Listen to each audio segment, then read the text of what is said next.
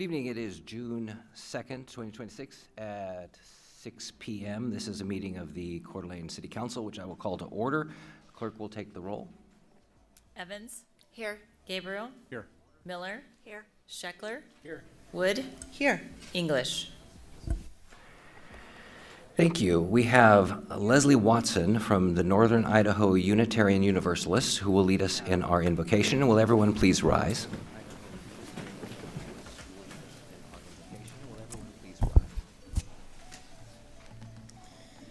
Divine presence, in whom we live and move and have our being. We gather again in this chamber where the work of a city is done. We come from many homes and many beliefs, carrying different hopes for this place we share. Yet we are bound here by one purpose, to tend the common life of Coeur d'Alene with honesty, with foresight, and with care. We pause to honor those who have accepted the weight of public trust. To serve in this room is to stand at the place where the needs of families, businesses, neighborhoods, and the lake and surrounding lands that hold us all must be weighed against one another, and where no decision satisfies everyone. May these leaders feel in this hour that their labor matters and that it is seen. May clarity attend their deliberations, that they might see each question whole before they answer it. May patience steady them when the hour grows long and voices grow sharp, remembering that we need not think alike to work alike, and that the person who disagrees is still a neighbor. May courage meet them at the hard choices, the ones with no easy path and no applause. And may compassion remain near, reminding them of the human story behind every line of every ordinance. When the way forward is uncertain, may they find the next right step, not the whole road at once, only the next faithful turn, taken in good conscience and offered in service to all who call this city home, including those whose voices are quietest and whose needs are easiest to overlook. We give thanks for the freedom to gather, to speak, and to govern ourselves. We ask a blessing upon the council, the staff, and every resident present, that the work begun here tonight may strengthen the bonds of trust and goodwill among us. May it be so. Amen. Blessed be. Thank you. Dan, could you lead us in the pledge? Sure. I pledge allegiance to the flag of the United States of America and to the republic for which it stands, one nation, under God, indivisible, with liberty and justice for all. Thank you.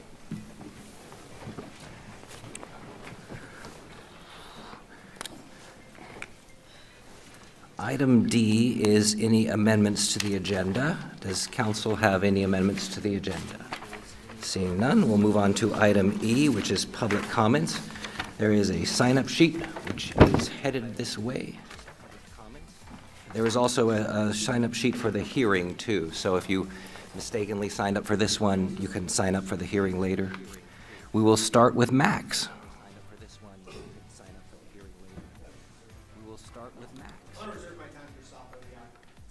We can't reserve time like that for public comment, but if you'd like to come forward.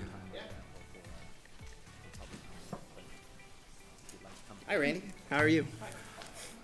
Yeah, my name's Max. I've come here a few times. I submitted a public records request. I got a bill for $518. When I looked through the records, I also submitted a public records request for the pay of the city employee, the department specialist, which handles public records request, the city engineer, and obviously the city attorney. As I'm aware, in looking through this documentation, the city attorney makes $86.42 an hour. I was billed $110 an hour. Are you guys billing everybody $110 an hour?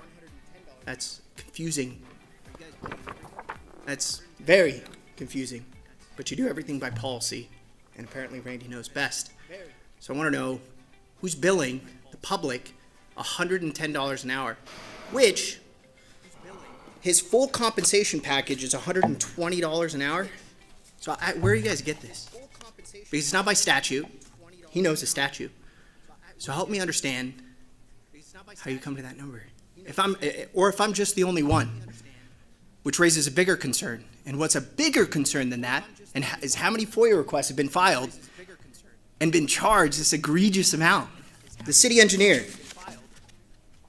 or Sue Morgan, department specialist, $40.99 an hour. She makes 36, I believe. Don't quote me on that. I have the public records request. I can provide you that as well. I had to have somebody else file a public records request to get this information, which is even more alarming. The city engineer doesn't make $85.15 an hour. They make $60. So help me understand that. You don't have it. I'm confused. Is every single member of the public being overcharged? Or are you just lying on these documents? I want to know, what is it? It's egregious. This is a joke.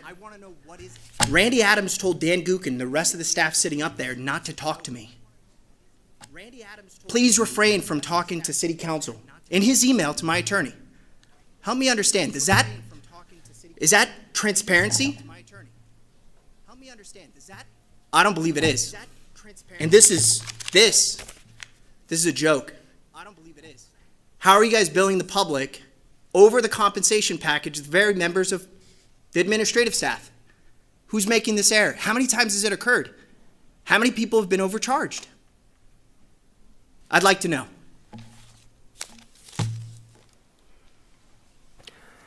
Thank you. I have Safa next. A little different style. Hi, good evening, everyone. Nice to see you. Good evening. Can I pass this up to you? Yes. Thank you. And I hope I have enough copies for everyone. So this is the invoice. Hang on, just wait. Talk there because I can't hear you on TV land. Thanks. Yeah. So this is the invoice that Max was talking about and bringing up his concerns, right? So the statute that controls this is Idaho Title 74, Transparent and Ethical Government, Chapter 1, Public Records Act, Section 74-102. The relevant portion of the statute is E. Fees for requests made by a resident shall not exceed reasonable labor costs necessarily incurred in responding to a public records request, and if charged, shall reflect the personal and quantity of time that are reasonably necessary to process a request. Fees for requests made by residents for labor costs shall be charged at the hour pay rate of the lowest paid administrative staff employee or public official of a public agency.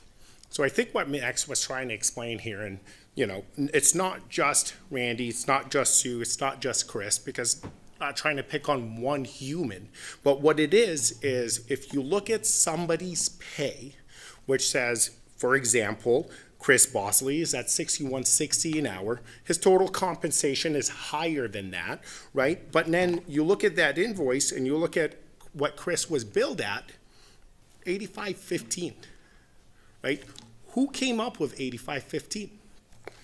As a city council, you have a fiscal responsibility to all of us as citizens, right? To making sure, why is he getting billed at $85.15? That's not his highest rate, right? Same thing with Mr. Adams, right? His rate is $86.42. His total compensation is $120 an hour, right? But he's being billed at $110. Where does that magical 110 number come from? Is there a formula? And how can the city say that said formula is reasonable? Also, why in this scenario is Mr. Adams being billed when there are other attorneys, associate attorneys, because remember, part of the statute says at the lowest rate that another person can perform the duty, right? So I think the lowest rate that associate attorney of the city is getting paid is something like $30-some an hour, right? So why are citizens being taxed on a rate where they're already, paying through their taxes what this person is getting? And I think this is important, right? Because if you look at this across the variety of public records requests come in, how many times have citizens been overcharged? And why is there this magical number that's not what they're getting paid? It's not their total compensation, right? And what's the justification to make it state that it is reasonable? Any questions? All right, hearing none, thank you. Next, I believe it's Hector. Is it Hector? Hector passes. Hector passes. Catherine Boss.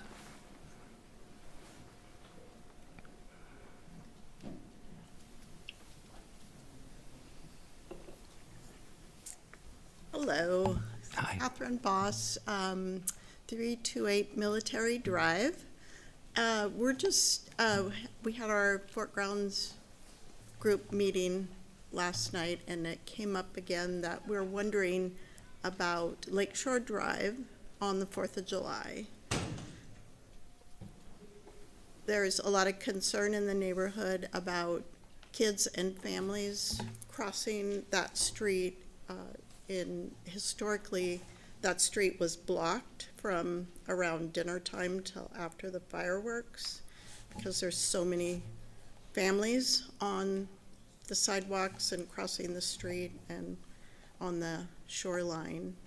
And it has not been blocked off for the last few years. I think what they did last year was to bring some signs in that said local parking only, but there were cars along Lakeshore Drive during the fireworks, and it just seems to be a safety issue. So we wanted to see what the plan was for the sheriff. I guess I have down here that Jonathan is going to be addressing that, and he has a map that we're going to hand out to council.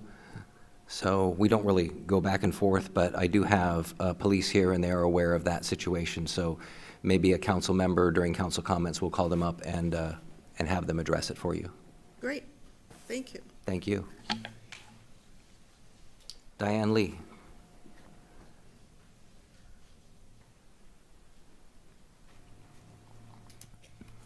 Hello, Diane Lee, West Garden Avenue, which is part of the Fort Grounds.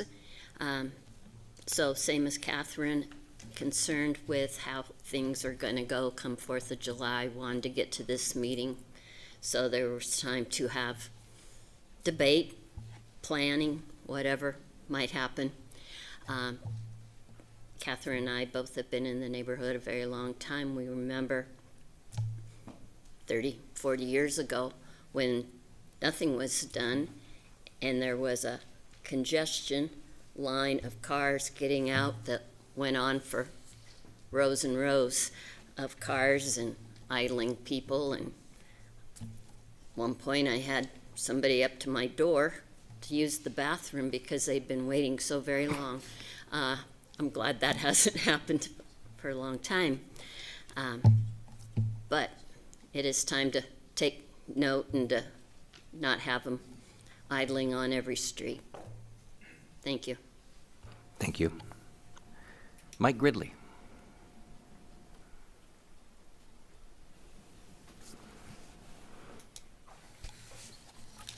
Good evening.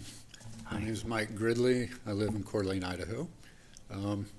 I'm here, I moved here. I've been a lawyer for over 40 years, and I moved here 25 years ago from Houston, Texas, where I was a trial lawyer for Union Pacific Railroad.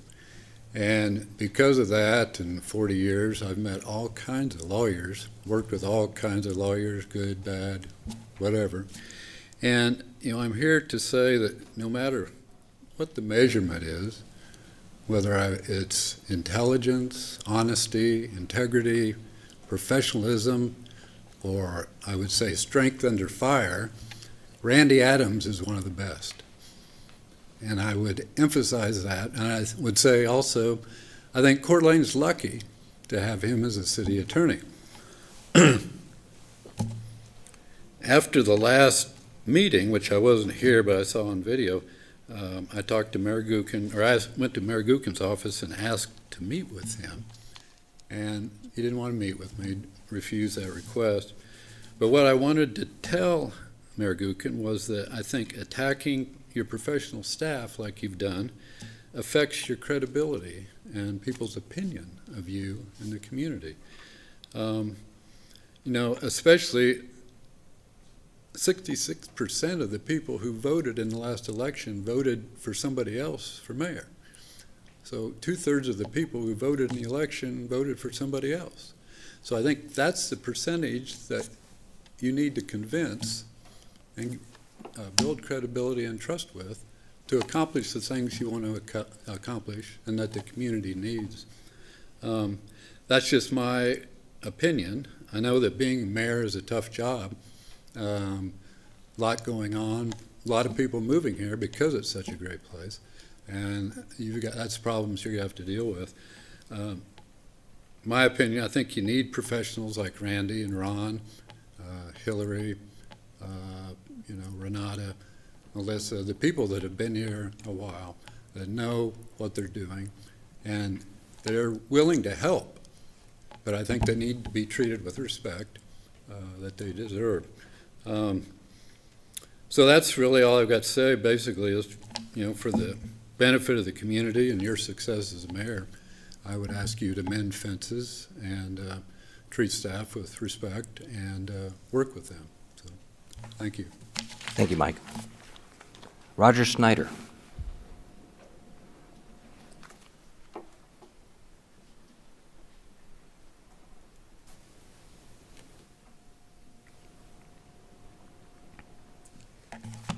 I'm Roger Snyder. I live at 319 Park Drive. I want to apologize to the mayor and council. I forgot my readers, and I'll have to stumble through this. Let me just skip ahead to this. Our neighborhood has had a front row seat to what happens in the 4th.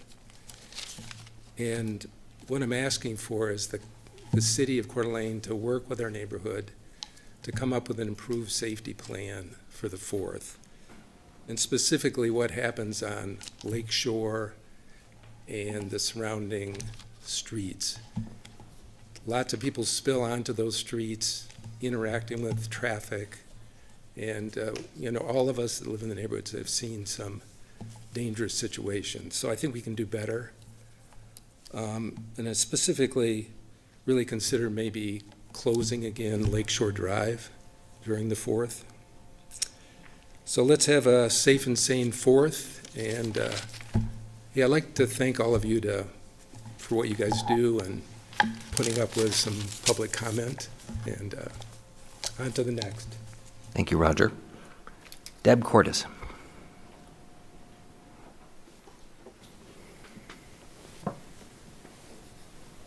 Hey, good evening. I also live at 319 Park Drive, and I moved to the Fort Crowns neighborhood in 1992. Well, no, 82. I also forgot my readers. So in case you're doing the math, that's 44 years ago. And I'm here tonight to thank you all for having this forum that we can come and talk at, and to encourage my city to close Lakeshore Drive and Park Drive for the safety of everyone who comes to enjoy the 4th of July fireworks. The combination of darkness, families with lots of little kids, cars, and drivers who may have had a few too many drinks has made the event increasingly dangerous over the years. I'm also concerned about the ability of the ambulances to quickly get into the neighborhood for people who have may be injured or have a health emergency during the fireworks.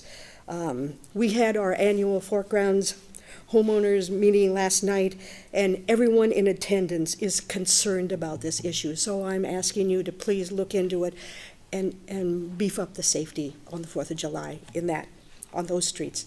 Thank you so much. All right. Thank you, Deb. Kevin Jester.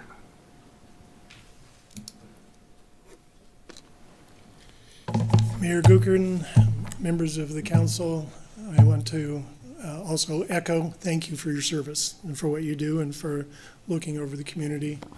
And Ron and Randy, same. We appreciate that. I live at 316 Forest Drive, moved there in 1979, so I've been there quite some time, seen a lot of things going on.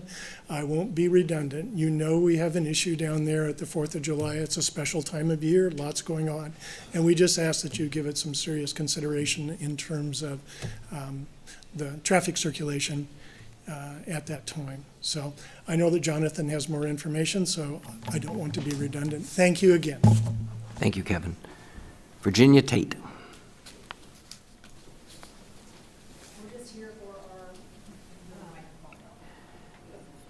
Your thing is not a hearing, so if you want to say something now, let's say it. We want to thank you for your time, and we're here to answer any questions. Excellent. And Mr. Petrosky, I assume same from you? Very good. And Jonathan Burns is going to come up next, and he provided a map which I will fetch for the city council. I can bring it up. It's all right.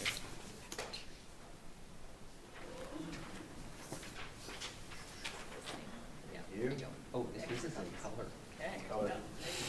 Nice. First class.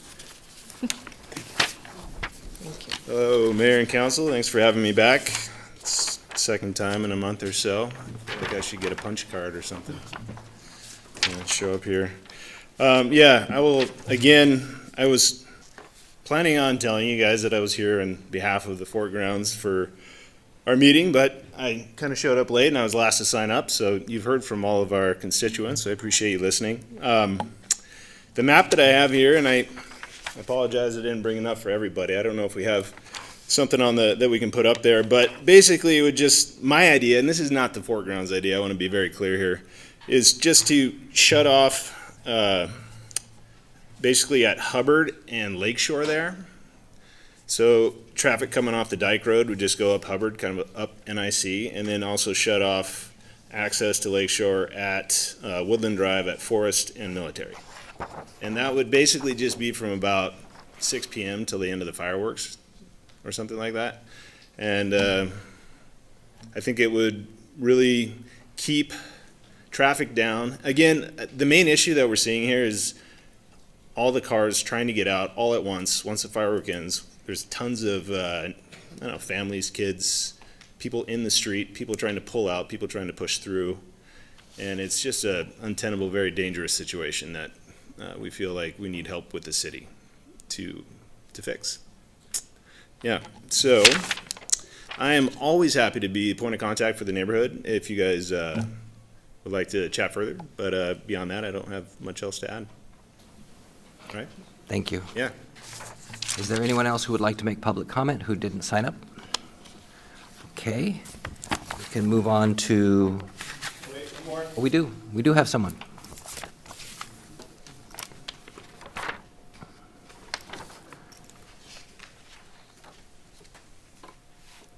If you could state your name for the record, please. Hello, my name is Tim Zasadny. I live at 201 Forest Drive. I just want to add to the representation of our neighborhood, our concern, as stated by the others here. Just wanted to add another voice to the list.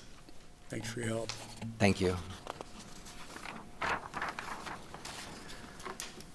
We're moving on to item F, which is council announcements or comments. Does anyone in council have anything to say or add? Yes, Christy. Thank you, Mr. Mayor. Well, we've heard a lot of great comments tonight, and now is a really opportune time for Captain Hager to come up and introduce the new chief of police and maybe address the concerns with the Fort Ground. I will just tell the Fort Ground neighbors as they're coming up, weeks and weeks and weeks of planning go into traffic management for the 4th of July, and it's all done by the police department, not council. And so we will connect you with them. So, Jonathan, probably you're the best representative to be connected. But take it away, Captain Hager, with your introduction. So I'd like to introduce you to Greg Yeager, the police chief. He had a kind of informal swearing in. He's going to have that later on when his whole family can be in town. But Chief Yeager's been with us for the last couple days, and he's hit the ground running. Excellent. Welcome. So, Mayor and council members, thanks for welcoming me in. I've had a chance to talk to a few of you since I got here yesterday, and hopefully get a chance to talk to the rest of you. And thanks to our community. Very pleased to be here. And to this direct point, Captain Hager obviously has the historical perspective, and so I think it's most appropriate that he provide the information that might be helpful to our community. Thank you, Chief. As the chief said, we work on this, and as Councilmember Wood said, we work on this for weeks and weeks. And it's not just the police department, it's the fire department, it's the streets department. And one of the issues that we've run into over the last several years is the difficulty in getting contract flaggers, the traffic aid, the different companies to come out. And it's fewer and fewer people that we've had able to do that. In past years, when the city's provided barricades to the members of Fort Grounds, it's been up to them to be, I would say, the hall monitors, and they don't have the authority of a police officer. And with the parking permits that are there, under the city ordinance, we really can't block those streets off because the permits are not included in holidays. And we don't have the staffing. I can tell you during the 24-hour period that 4th of July is, to cover the rest of the 17 square miles of the city and the downtown, every member of the police department from the chief on down works 10-plus hour shifts, some of them 12 and 15-hour shifts, and we've just gotten to the point where we don't have the staffing available. I talked to Mr. Fouchier with the streets department, and they don't have the staffing to be able to block off some of these. I know there were some thoughts about we could park patrol cars at some of those locations to just block off traffic. But again, we have to have somebody to man those. So if we need to get an ambulance or a fire truck in, we have to be able to move that. And I'm very sympathetic. I've been down there every year for the past 10 years I've been employed here, and there is a lot of traffic there. There are pedestrians that are moving through there.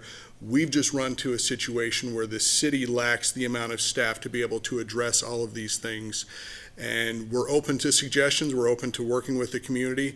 But again, when we try to contract out and we don't have the staff from there that can make it happen, we're just running out of those bodies, and to a certain point, the legal authority without some council action to make these things take place. But there is a lot of pedestrian traffic down there, and the speakers are right. They do cross, they're going out to the beach, they have all those.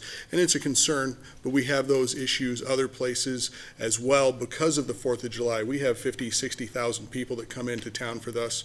And, you know, over the past years, we've had some critical incidents down there that require that police activity, and having our staffing those locations just isn't the best use of our resources when we have, you know, we've had drug activity, we've had the shooting that took place in our park, we have those things.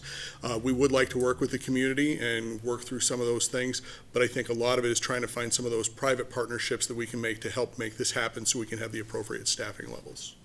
Captain, can we connect Jonathan to exchange phone numbers with? I have his email. I got that this afternoon. So first thing in the morning, or if not while I'm sitting back there, I'll send you my contact information and we'll connect. Yeah, thank you. Thank you. Welcome, Chief. Thank you. Yes. Thank you. Any other questions? Kiki? Mr. Mayor, can I just ask this? It feels like we've heard this from Fort Grounds folks multiple times, multiple years. And I'm just wondering if you're exchanging, you've got less than a month before 4th is here. And I think this is going to be a local solution, not really a council solution. But are there things that have come up that give some hope or some potential to these folks? Some of it is the authority to block off those streets, because it's not like a block party to where they can do that through permit. This is blocking off an entire neighborhood. And since the permit parking and things like that are specifically exempt the holidays, that's one of the issues that we ran into, because we've had people that have complained on the other side that they can't get in, and they've pulled up the city code and have said, wait a second, this isn't subject to this. And that was the topic of discussion. It was 3 or 4 years ago, I don't remember which holiday it was, where it was kind of decided that we couldn't do that anymore. And I think it was under our former city administrator and former streets director, even possibly when that was going through. So we would need some type of action to allow us to block off an entire neighborhood outside of just the safety concerns. But again, if we had that, we would still need to have the staff to be able to accomplish that, because Well, every one of those would have to be staffed. So I'm hearing that there does have to be some sort of ordinance adjustment in order to allow this to happen? I don't know if it's a full ordinance, I'd have to refer to Randy, but that was the discussion that we had then, because since it's exempted, the permit and the restrictions are exempted, we have to have something to be able to block off that area. Right.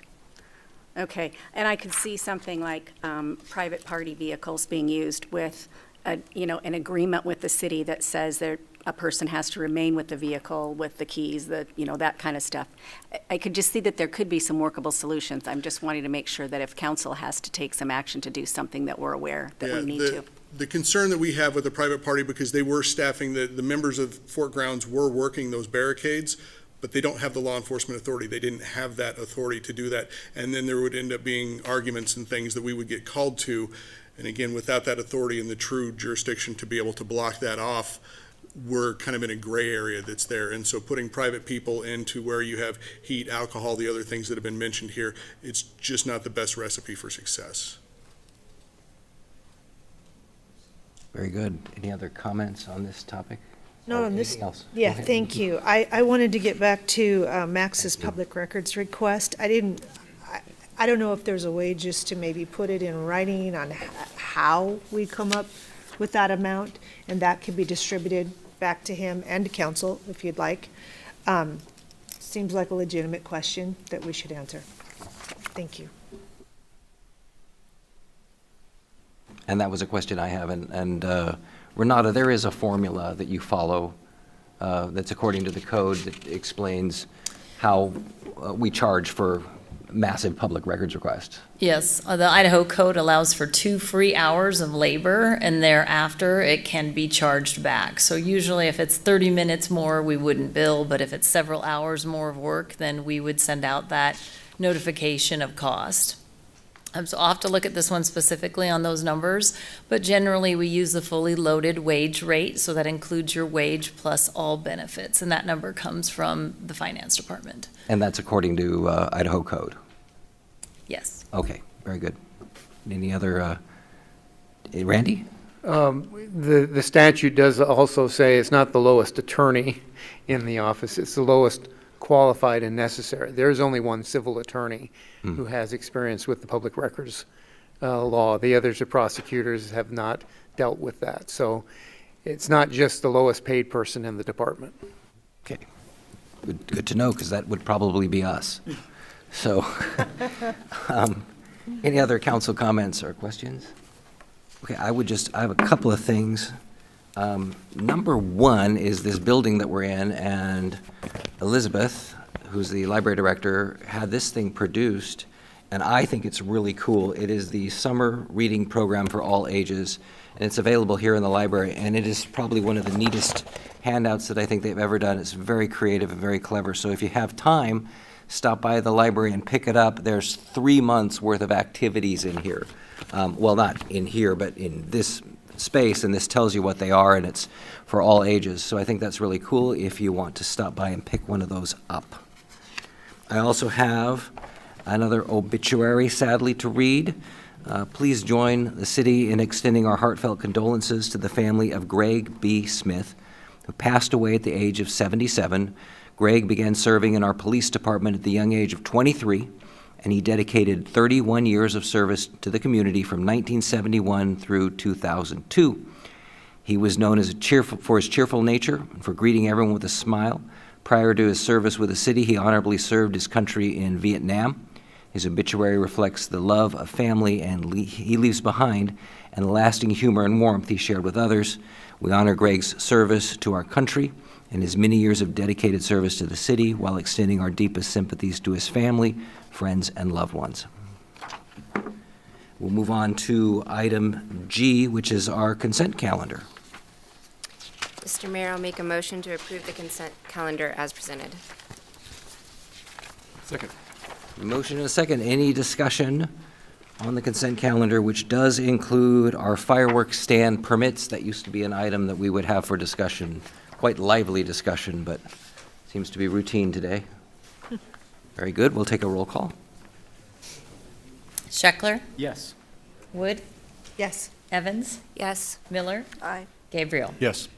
Motion carried. We're on to item H, which is other business. We have a lot of items to discuss, a lot of money to spend, starting with resolution number 26044, which is approval of real estate purchase and sale agreement for property around the Locust Well from Coeur d'Alene School District in the amount of $185,000, utilizing $155,000 from the Water Department Capital Fund fee funds, through trading a food trailer that's valued at $30,000 from the Parks Department. Lots of moving pieces. Kyle Marine, our Water Department Director. Thank you, Council and Mayor, for having me this evening as I bring before you the discussion for the purchase of property around 114 East Locust Avenue, which is our Locust Well. I have a short presentation to go over with you to kind of show you the history and the need that is there. So this is a current picture of our Locust Well at 114 Locust Avenue that is surrounded by the school district's bus barn. The well was originally drilled, or I shouldn't say drilled, the well was originally hand dug in 1955. As you can see, the wood pilings, very dangerous job. It was redeveloped in 1968 with a more traditional well and casing, and the hand hole was ultimately filled in and abandoned. The building was then put over the top, and multiple improvements were done to that site over the years. This is the current aerial site of the well, as you can see. It's kind of hard to see, but the fence line's right here with a trough that goes around, and then the fence line on this side is very tight and close to the building. It's hard for maintenance. This current building that's on the school district property has recently been demolished this last year, so it is no longer there. I apologize for not having a more current picture. This is an aerial picture of the current footprint of the site. It's fairly tight. The wellhead sits right there. That's the center of the well in the building because there's a roof hatch there. That's where we have to access the well to pull it to do maintenance about every 10 to 12 years. What we'd like to do is we'd like to add to this site to basically what this proposed lot size is. The reason being is I showed you the history of those pictures in the past, and we've done multiple other projects at that site. Anytime that we do a project at that site, we have to utilize the school district's property around the outside because we don't have room internally in the facility to set up a crane, set up all the materials and tools to do the maintenance to that well. Also, with current rules and regulations with the EPA and DEQ, the current well sites, we're supposed to have about 50 feet. We're not supposed to have about. We're supposed to have 50 foot of protection around the wellhead to control that site. With the proposed lot that's there, we always try to go 55 foot because sometimes measurements don't always work out right. We worked with the school district in the past. We never could currently come to an agreement.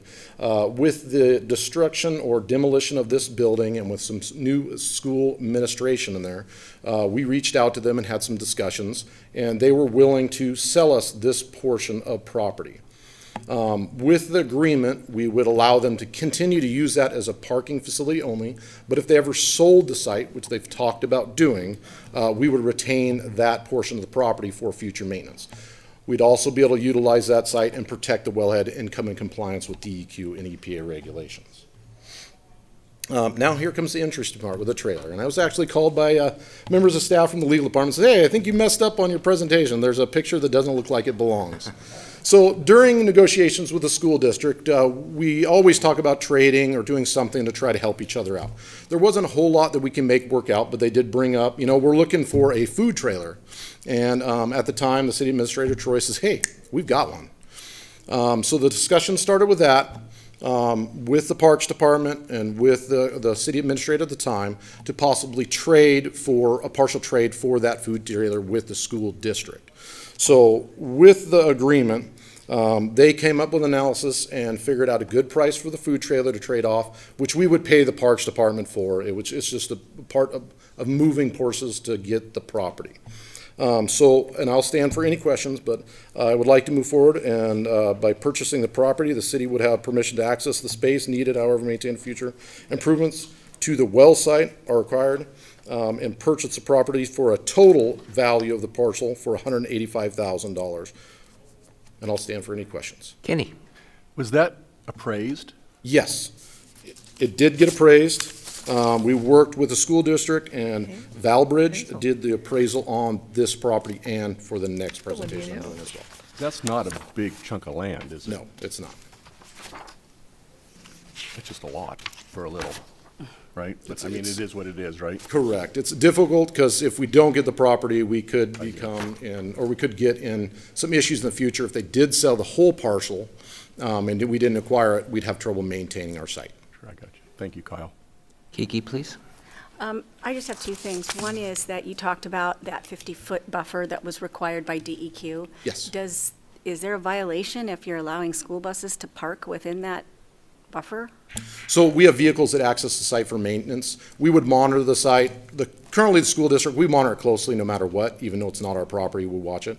If there's any leaks or anything like that, we'll talk to the school district immediately. They don't do any oil changes. They don't dump any chemicals on the site. They're a really good neighbor to work with. We just want to make sure that we have control of that site in the future if they ever do decide to sell the property. Right, makes sense. It's just that we're buying it and letting other people park on it. So I'm just wanting to assure that we aren't violating any requirements with DEQ and causing ourselves any sort of potential liability because we have other people's property parked on land that you own now. Great question. So within the agreement, we would have control of the parcel. The only thing they could do is park on it. If something leaked, even out front on the street, there's a potential of contamination for that. We can't control anything outside the fence. I don't know where DEQ and EPA came up with a magic number of 50 feet, but that's where we sit. One of the big things that we like about the 50-foot radius is also that we get that portion to set a crane up and be able to do maintenance on the facility. Other questions? Kyle, why didn't you do a lease, or was that an opportunity that wasn't available? We've done leases in the past for tanks and different things. It's something that we'd rather not do as a lease, so it wasn't really brought up or discussion. If they sell the property, I guess the lease can go with the new owner. I would rather have full control of the property long-term than a lease, or for something to potentially end.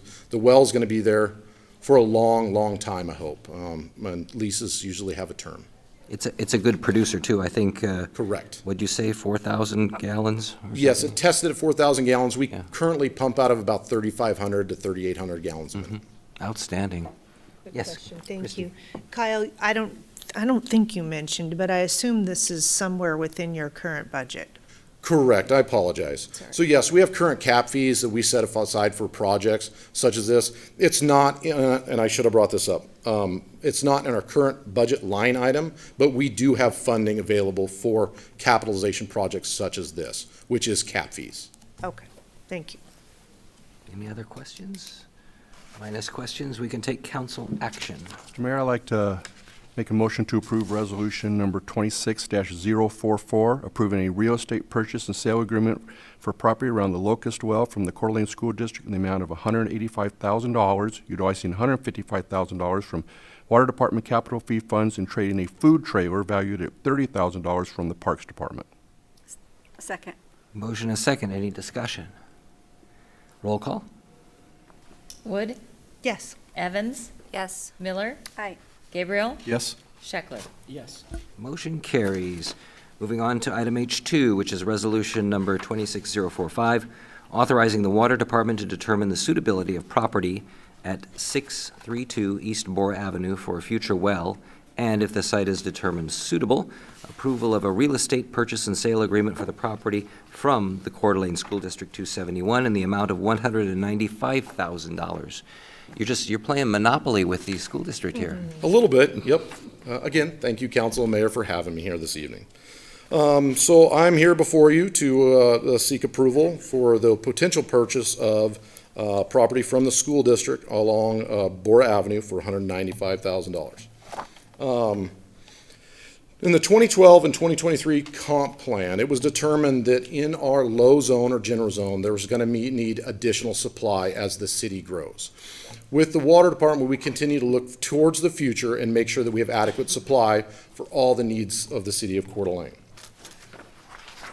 Identifying the need for the well, we needed about a 2,000 gallon a minute well in the lower zone or more, minimum, as city grows by 2030. This was identified in the comp plan. As you can see, we have a couple different projects: high zone supply, general supply, that's this current well we're talking about, and then about every 5 years we need additional well, depending on growth.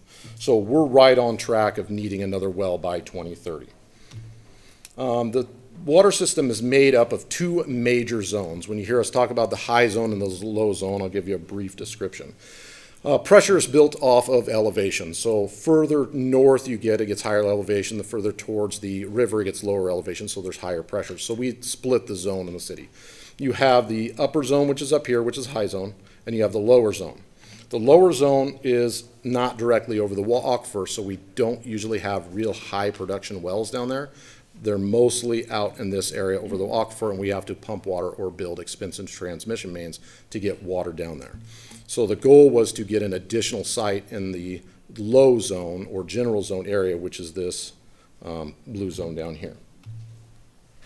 So city staff worked with JUB. We came up with multiple sites and locations that we thought would be suitable. They're large enough, they meet the code, they're close enough to transmission mains to where it wouldn't be extremely expensive to punch a well in and run a bunch of mains across town. We came up with several sites, and we narrowed it down with the hydraulic study, and we came up with the property of Bora School being the most probable site. So we looked at that site, we looked at the transmission mains in the area, and if we put a well somewhere on the property or in this general vicinity, how hard would it be to get the water out to the community? With several large transmission mains that are close by, it wouldn't be a significant project to do. We could almost do it in-house. So that keeps the cost down if we come up with a productive well in this area. There's another picture of kind of how the transmission mains would lay if this moves forward. We did have an appraisal done for $195,000. That is the projected site that is listed in yellow. That's a 55 by 55 site with the well being pretty much in the middle of that lot. So a couple things need to happen for this to move forward. We worked out an agreement with the school district to get a potential sell on the property on certain conditions. One, it would have to get approved by council. Once it gets approved by council, the next step would be to drill a test well. The test well needs to be able to hit potable water and good quantities of water at a certain elevation to where we're going to most likely get a large production well or promising production well. The next step that would happen is we'd have to take a gamut of water samples. Those water samples that all have to come out in positive form for the water department to want to move forward with producing or putting a well in that location. If all those things line up and that turns out to be a probable site for a production well, then we would move forward and purchase the property. A lot of those steps have to go in a specific order. So that's why I'm here tonight, is to get approval to purchase the property. If you give us approval for purchasing property, we move forward with a test well, move forward with the samples, and at that point, everything comes back and works out. We'd purchase the property from the school district. If one of those items doesn't work out after this, we would back out and look at another site and bring that back to council for review. And with that, I will stand with any questions. Thank you, Kyle. Kenny? Is there another site? There's a couple sites that we were looking at. There was one right across the road that the church owns,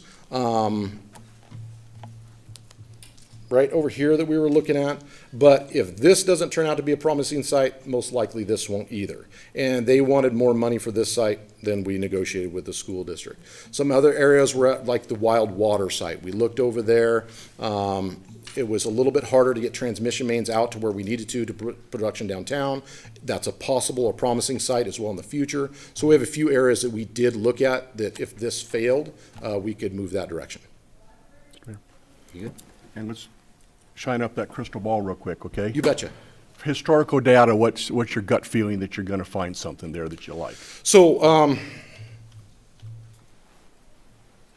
in this photo here, I have these dots right here are our current well sites.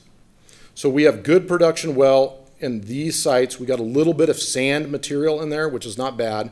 We just have to develop the well a little bit longer, which means you have to test pump it for a while once you produce it to clean it out, and you have to have some special screens.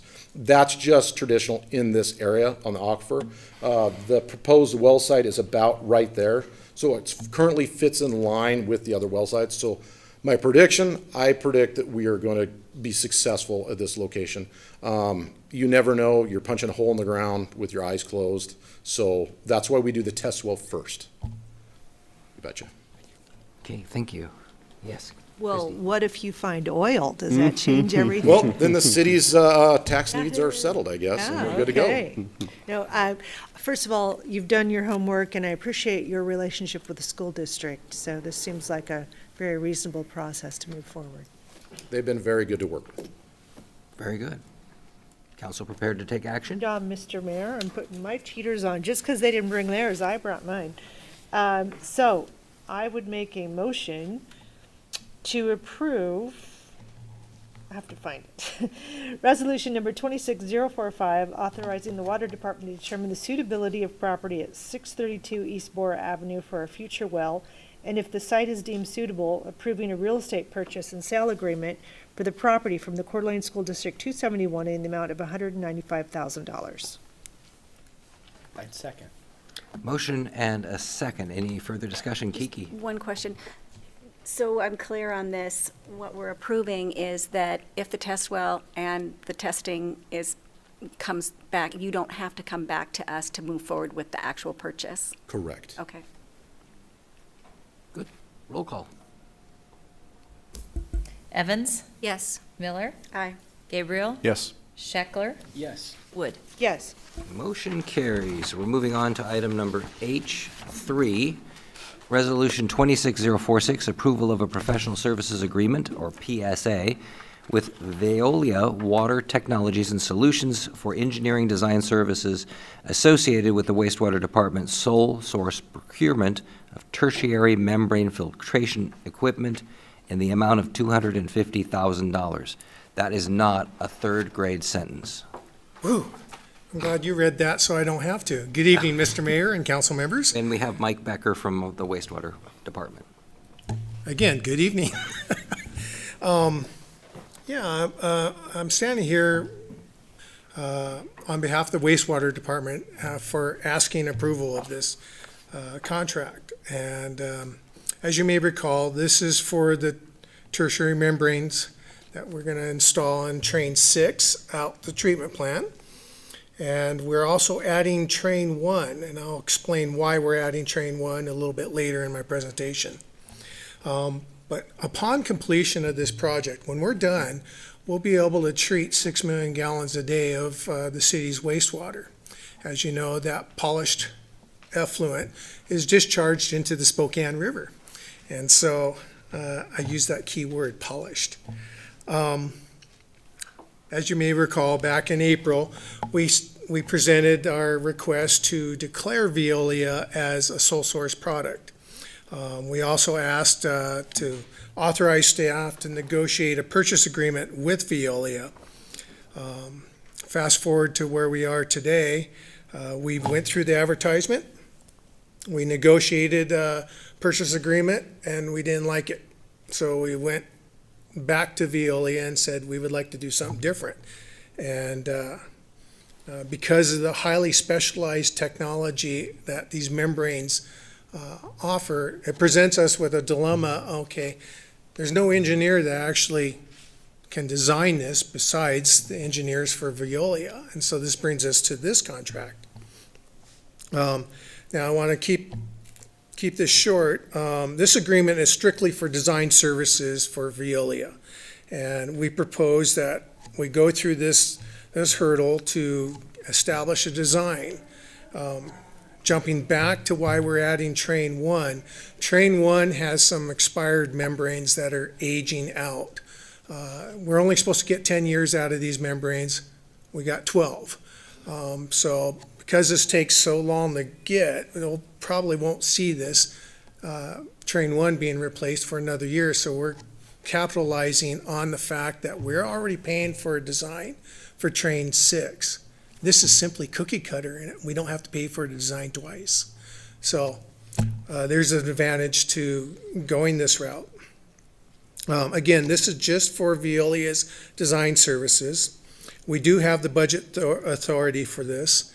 And then, where am I?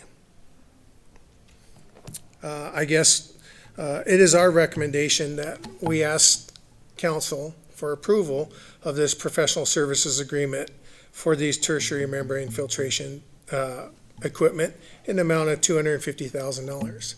And with that, I'll stand for any questions. Any questions for Mike? Well, I have a question. So in the Veolia documentation that you included on page 15, it lists pricing under section 4.1, the $250,000, and then there's a table 9 below that. Is that what we're looking forward to as far as cost moving forward?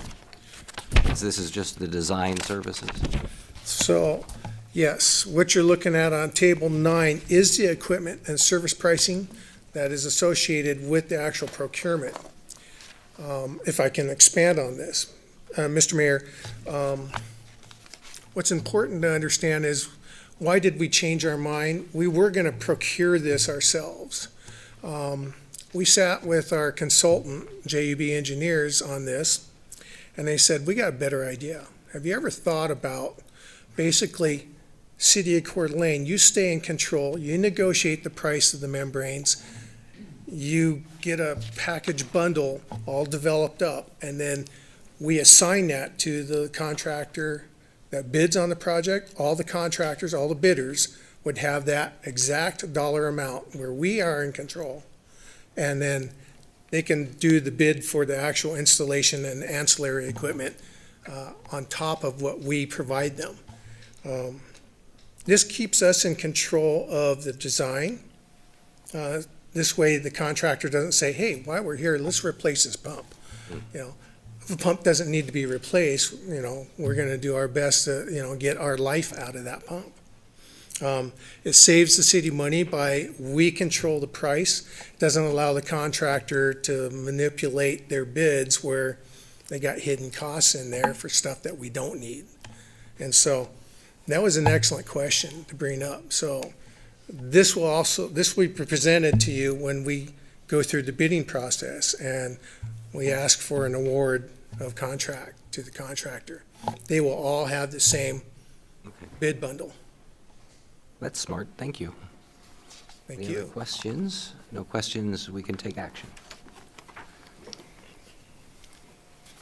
Mr. Mayor, I'd like to make a motion to approve resolution number 26-046, approving the professional services agreement, PSA, with Veolia Water Technologies and Solutions, Inc. for engineering design services associated with the wastewater department's sole source procurement of tertiary membrane filtration equipment in the amount of $250,000. Second. Any discussion on the motion? Roll call? Miller? Aye. Gabriel? Yes. Scheckler? Yes. Wood? Yes. Evans? Yes.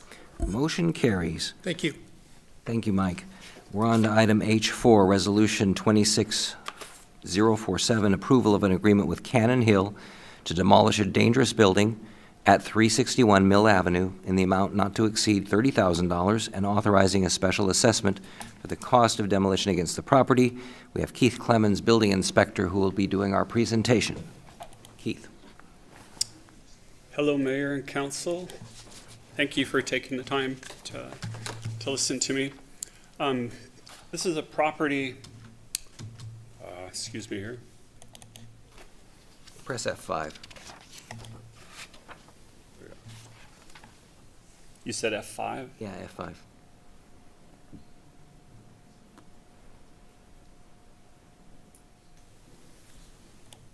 Or that. Thank you. This is at 361 Mill Avenue. In December, we had a windstorm, about the 17th of December.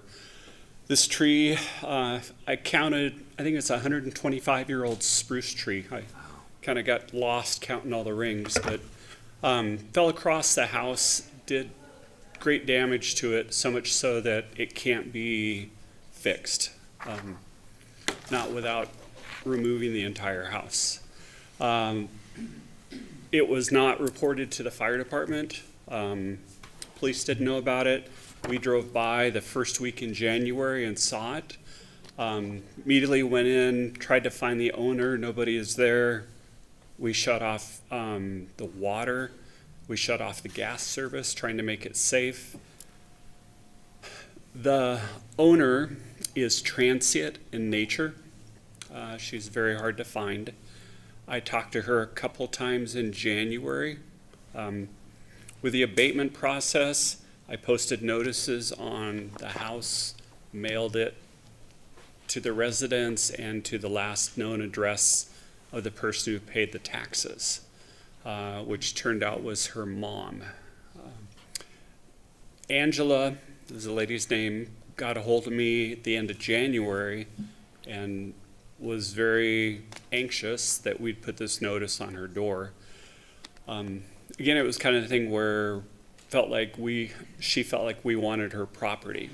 Explained to her it wasn't that way. I want to help her. I'd love to walk through it with her. Angela then ghosted me. And then I kept driving by to try to find her, to talk to her. No such luck. I found people cutting on the tree to remove it. They had been told that if they did work on a property, they could lien it and they would get paid. So there was a great number of people that I talked to there that just felt they could lien somebody's property and get money. Obviously, that's not true. You have to have a contract with somebody. Anyway, the tree is now gone. The damage is done to the house. I was inside the house with the son. He was gathering some of his stuff out of the upstairs. And the damage is severe to the house. There's absolutely no way that can be fixed. So Angela cannot be found. She has not responded to our requests, our notices. We've done the 30-day notice, 90-day, 100-day. We gave her another 30-day notice in there, and there's been no response. So I'm asking you for money to tear down the house. Right now there are people coming at night on bicycles, and I don't know how you describe them. They do parties or different activities there. Neighbors are having a lot of struggles with this. They've started stripping wire out of the house.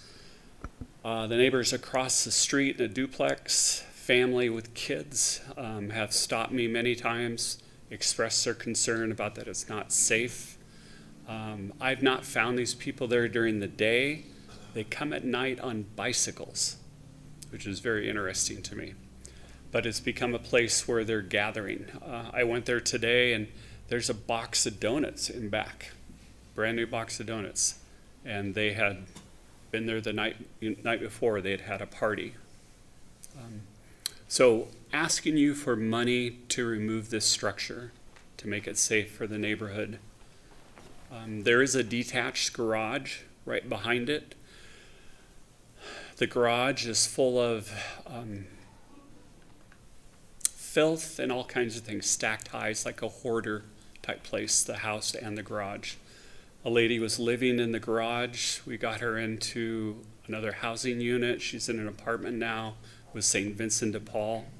But she was living in the garage using a bucket for sanitation and dumping it outside. So got her safe. We would love to remove the house. If we were able to take the garage too, that would be wonderful. That'd be a little additional price. Any questions?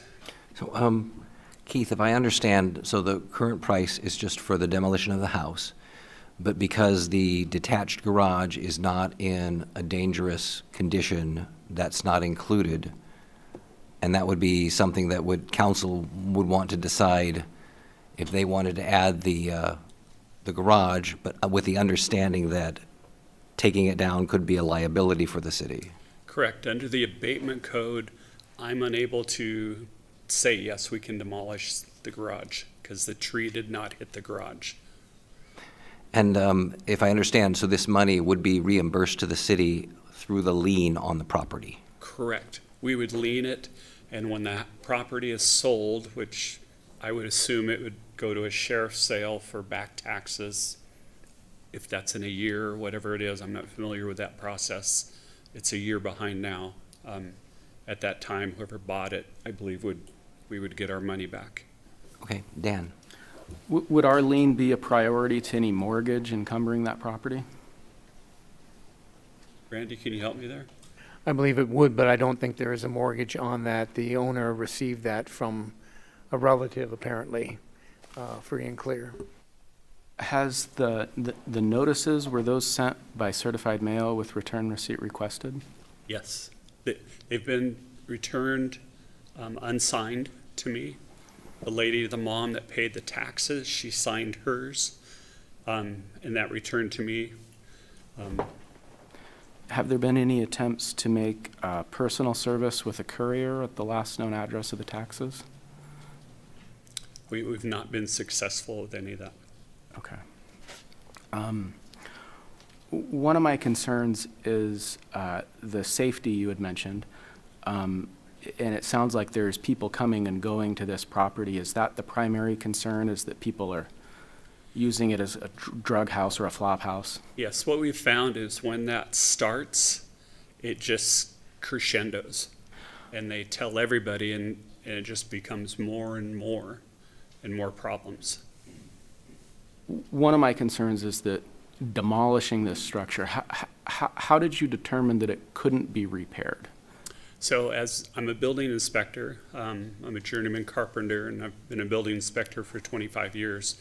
So looking at the tree, the way the tree hit, it hit and rolled.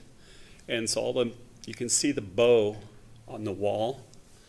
So the whole back of the house would have to be gutted and removed and replaced. When I went inside, the whole upper story roof, the top, has all split out. So it's basically a complete tear down because the structure is so badly damaged. But that could be, a contractor might look at that and say something is salvageable. Couldn't they perhaps do that? That's possible. There's been 3 different realtors that have looked at it. They've all felt it was a tear down. I've contacted other people to try to get a hold of Angela. They've looked at the building and also said it's a tear down. To fix this, gosh, I mean, you're astronomical. I bet you're $300,000 or $400,000. But houses sell for $700,000 or $800,000.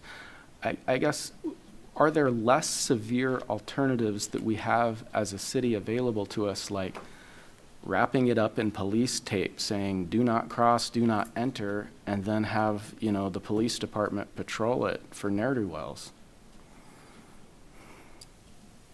I suppose you could still do that. We've had struggles before where people pull off boards. A few years ago, we had a place on 7th Street, 2-story building. We had it all boarded up on the lower floor.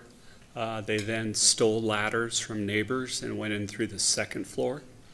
And so we had to board up the 2nd floor to keep people out. So it's hard to keep the transient group out once they start or find a place. A lot of the partying has been going on between the house and the garage. There's about 12 feet. And there's been a whole lot of that there. They'll park their bikes there, and they have chairs and different things. So it's kind of a hangout place. Can they be arrested for occupying a structure that's in violation of something that we do, like keep out, this building is condemned by police order or something like that? And can the officers enter the building? And maybe that's a question for Randy.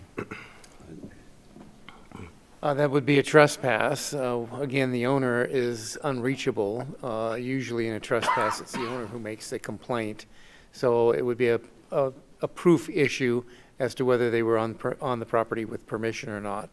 Dave Hager is here. He might be able to address the difficulties of patrolling for a single home in the city to keep the transients out. And Randy, while he's coming up here, we don't have a nuisance law in the city, do we? We do, but again, it's a matter of enforcement. We can cite her, but the house remains. The alternative for the city destroying the house, the city could repair the house, if Mr. Scheckler would like us to do that.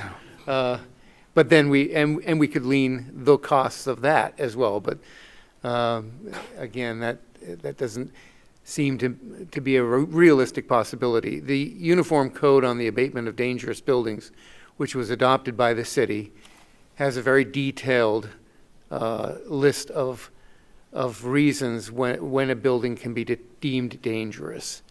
And the building official can determine if the building is in such a condition that it needs to be demolished or needs to be repaired, and can give notice to that.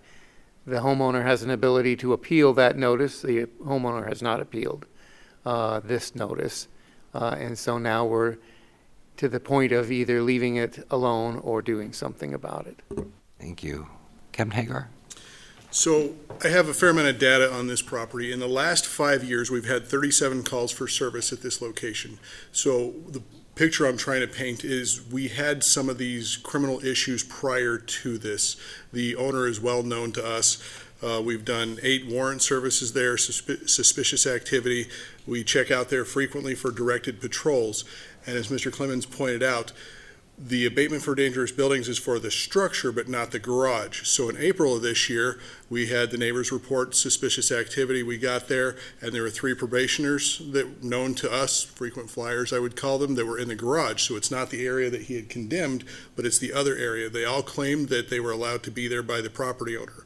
The last contact the property owners had with law enforcement was on May 3rd, and she was arrested in Spokane, and that's the last known that we can say where she was, and obviously we didn't know at the time it was in another city, so we couldn't have served her with that. But this has been an ongoing issue because whether she truly allows people to be there or not, like Randy said, we would have to prove that trespass. And if they're telling us and we can't know anything, we take their names and that's it. We can't make that arrest. Now, if we do find them in the structure, which we haven't been, we could use that posting and arrest for the violation of being in that building. And so you kind of have a few different things that are going on here. And the broken windows theory is that the folks that use drugs and use this area know that it's there. They know the loopholes that are there. And like he had alluded to, that they're doing work on the property. There's all different excuses we have, and unless we have a true victim of that crime, we can't make that arrest. But we do have extensive history there of criminal activity and a nuisance to the neighborhood. One last follow-up. Is there anything in the code that allows the occupancy to be condemned by the city such that it doesn't matter whether the owner has given the occupants permission to be there, they could still be arrested for entering the building? Is there anything in the abatement code that allows for that? Well, it wouldn't be in the abatement code, but the building code has a do not occupy. We can post it do not occupy. We've done that in other buildings. The notices are torn down. That, again, is another policing matter that is difficult to stay on top of. And in this case, the garage wouldn't be subject to that, and that's where the activity continues as well. And you had mentioned the owner was arrested in Spokane? Yeah, she lives a transient lifestyle. There's nowhere where we can say where she's putting her head down. The information we've gotten from them and from the officers that have talked to her friends is that she is living this transient lifestyle. Is she currently incarcerated in Washington? We couldn't get that information by the time I got the information on it this afternoon to verify if she's still in custody. We don't have the cross systems. That's just the last time that we showed that there was an arrest. We don't know if she's bonded out. Based on the charges, I can't believe she's still there after a month, though. Thank you. Christy. Thank you. Well, as someone who patrolled for ne'er-do-wells, it is obviously a nuisance house. And once it starts in a neighborhood, it's the neighbors who suffer. This owner, I don't think, Mr. Scheckler, I think you're trying to be very diplomatic and take owners' rights into consideration. I appreciate that. But I also believe that the neighborhood is the one that's suffering here. And I can only imagine that the word is out. This is the place to go, and it's going to get worse over the summer. So I'm going to support your request. I think the best thing to do in this case, just like we've done in other houses that were in this kind of condition in the city that attracted the same kind of element, is we tore them down when it met the abatement code. So I support this. Kiki. Thank you. I just have two questions. One is, you had mentioned that there were children involved. Do those children have any responsibility or any claim to this property, and what's the status with that? Her children. So there are two children, a boy who's roughly 18 and the daughter, I believe, girl is 13. They do not have any legal claim that we can tell on the property. The boy is with a foster family and has a caseworker and is working in town, doing well. The daughter, I'm told, is in the Tri-Cities with family somewhere. They were both in the house when the tree fell by themselves. Oh, wow. Kenny.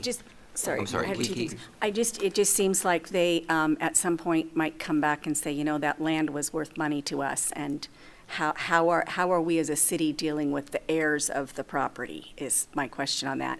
And the second part of my question is, us as a city, once you have made your determination that this is an inhabitable building, and we don't tear it down, if someone's injured in this building, are we liable?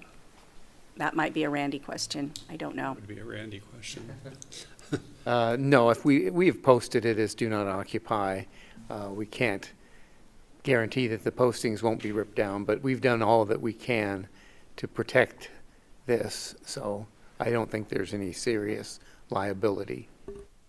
And what are your thoughts on the children's situation?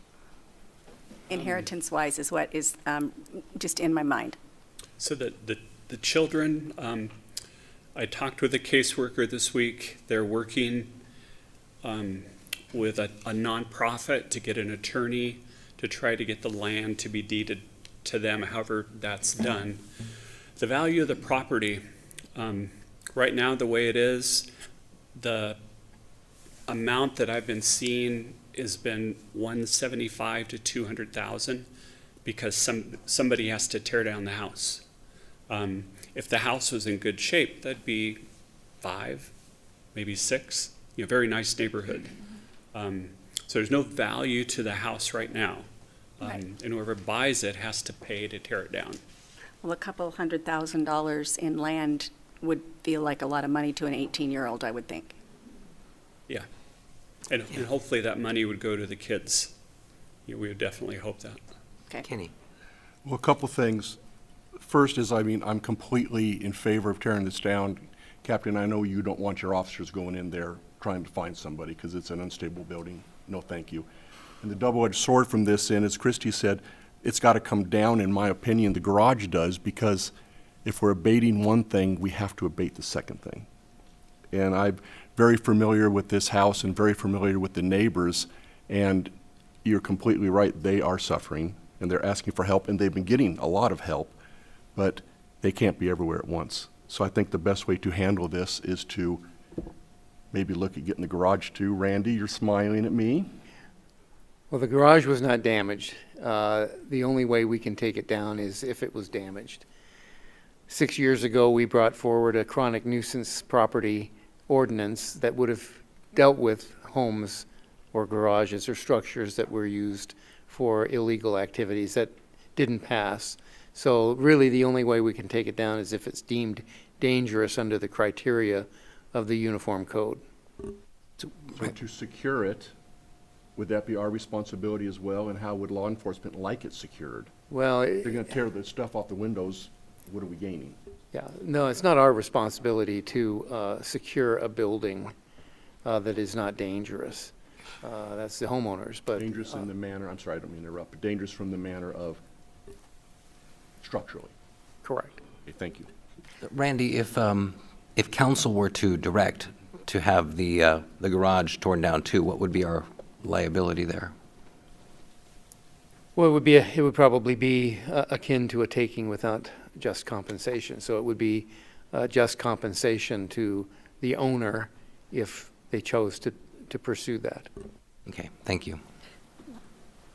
We're going to go to Scheckler first. One final question. If there was a homeowner's insurance policy, can that be claimed? Can our condemning of this structure be claimed, or is that a possibility, or do we know if there's even a insurance policy? So to our knowledge, there is no insurance policy anywhere. I've not been able to find anything in all the searching and talking with people. Kiki? This is an aside note to the whole thing, but didn't see how old this house was. Was there any talk through the demolition process of any historic value that maybe commissioners would want to take a look before it goes away? There wasn't any talk about that. When I went through it, it was old lath and plaster, was not in good condition. I don't know that there was anything of value except maybe the windows on the front of it. They're kind of unique to that era on the front porch. Well, maybe we can just mention it to the commission before it goes down. Okay. Keith, you talked about the garage and you mentioned some insanitary things. Is that a reason, or Randy, would the sanitary condition of the garage be cause enough to condemn it and tear it down? Like I said, the ordinance or the uniform code has 20 or so criteria that you look at, that the building official would look at to determine if it is a dangerous building. Mm-hmm. Generally speaking, though, sanitary things can be accomplished, can be repaired, can be remediated, and so probably would not turn it into a dangerous building. Okay. The hard part is we don't have access to the owner or anybody to fix this. So it puts us in a quandary with that. The amount that Cannon Hill gave to us was $30,000 to the house, not to exceed. I talked to them this morning. To include the garage, they would say it would not exceed $38,000. They have to do asbestos testing and make sure they dispose of it correctly, but those are the two numbers I have. A question for Captain Hagar. So if the garage remains, so we scrape the house, keep the donuts, but the garage remains, what is your opinion on what will continue to happen in this area? Well, again, without having the owner being willing to be a victim of trespass and allowing people to be there, my assumption is that you're going to still have the same people that we've been running into that are coming there at night. They may come there in the evenings, those types of things. They're still going to come there because we don't have the authority to arrest somebody for trespass unless the victim wants them trespassed. And so that activity, in my guess, would continue. But at the same time, I understand what Randy's saying. Again, I can just tell you what the conditions are, but I don't have cause under the abatement for dangerous buildings. And without the nuisance ordinance, I'm not going to give you legal advice, but I can just describe what we're going to see if we don't have it. But I understand Councilmember Scheckler's concerns and the concerns that are here. So I don't know if I would advocate for one part of this because I don't want to advocate for something that might cause a liability to the city. But at the end of the day, we don't really have the ability to even go in and board it up because now we're excluding use of that structure to somebody, so the city doesn't really have that right. We really have to get that owner, or if we were to bring forth that nuisance ordinance again, we could address that. But it's one of those gray areas where we're just kind of stuck that it's there. It's not a swimming pool that's open that we can't gate off and empty, those types of things. It's a structure that people are going into and using for illegitimate purposes. Okay, so council understands. Scheckler, go ahead. Mr. Adams, is there an ability to give a do not occupy posted on the garage so that that's not occupied? Yes, I think so. That's a building issue, but there is no electricity, no gas to that building. It cannot be occupied for residential purposes. If once the house is gone, it cannot be occupied as a garage without a principal structure on the property as well. But again, that's posting it. We've done that many places around the city, and the notices are ripped down, and the owner says, "I don't know who ripped it down. I don't know where it went." So it's a matter of constantly having to put the notices up. But yes, if the notice is up and somebody is in there occupying it, that would be an option for citation or arrest. So the garage does not have occupancy rating. Nobody's supposed to be living in there. When I went there today, somebody had kicked in the garage door and gotten in. It had been locked before. I double-checked to see if I need to go get the key. Well, somebody had kicked it in and had been going in. Kenny? Sure, I know that in the past, we have, like for fires at abandoned buildings, we have boarded those up, even if they're abandoned buildings. So I think what they do is the board-up companies would bill the homeowner or put the lien against the homeowner. So although it's not probably right in statute, we've done that in the past. And I don't know if it's going to work or not. I'm just trying to figure out a way that we can make this situation a little better. Christie? Well, Mr. Mayor, I'm prepared to move forward with a motion just on the house. Sounds like a little more work can be done on the garage. Maybe come back to us. So we're on solid legal ground. So I make a motion to approve resolution number 26047, approving an agreement with Cannon Hill to demolish a dangerous building at 361 Mill Avenue in the amount not to exceed $30,000 and authorizing a special assessment for the cost of demolition against the property. Second. Any discussion on this motion? Roll call? Averill? Yes. Scheckler? No. Wood? Yes. Evans? Yes. Miller? Aye. Motion carries. Is there any further discussion or direction you want to give to staff on the topic of nuisance code or anything else that we discussed that maybe you want to look into? Yeah.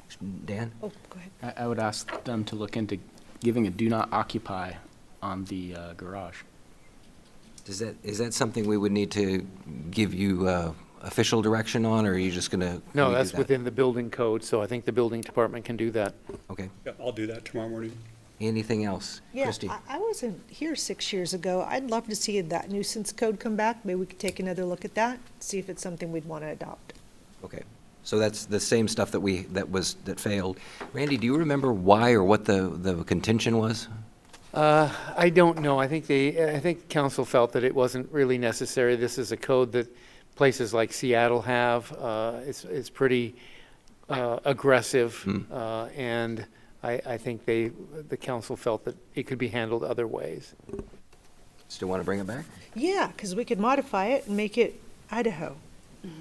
Okay, we will make that happen. Any other follow-ups on this? Thank you so much. Thank you. Appreciate it. We're going to move on to item number H3, which is amending Municipal Code Section 425-030 to allow the possession and consumption of beer, wine, or other alcoholic beverages with a permit in Coeur d'Alene Rotary Centennial Park and Cherry Hill Park. We have Adam Rouse, our interim Parks and Rec Director. Adam. Thank you, Mayor and Council. Yeah, as stated in the staff report, we're just looking to add a couple of locations to those few that we already allow alcohol. These two new locations would follow the same guidelines. Any reservations, they're going to pay the alcohol permit fee. They're going to pay whatever park fees are associated with that, and then they also pay for security services. The areas would have to be roped off into specific beer gardens.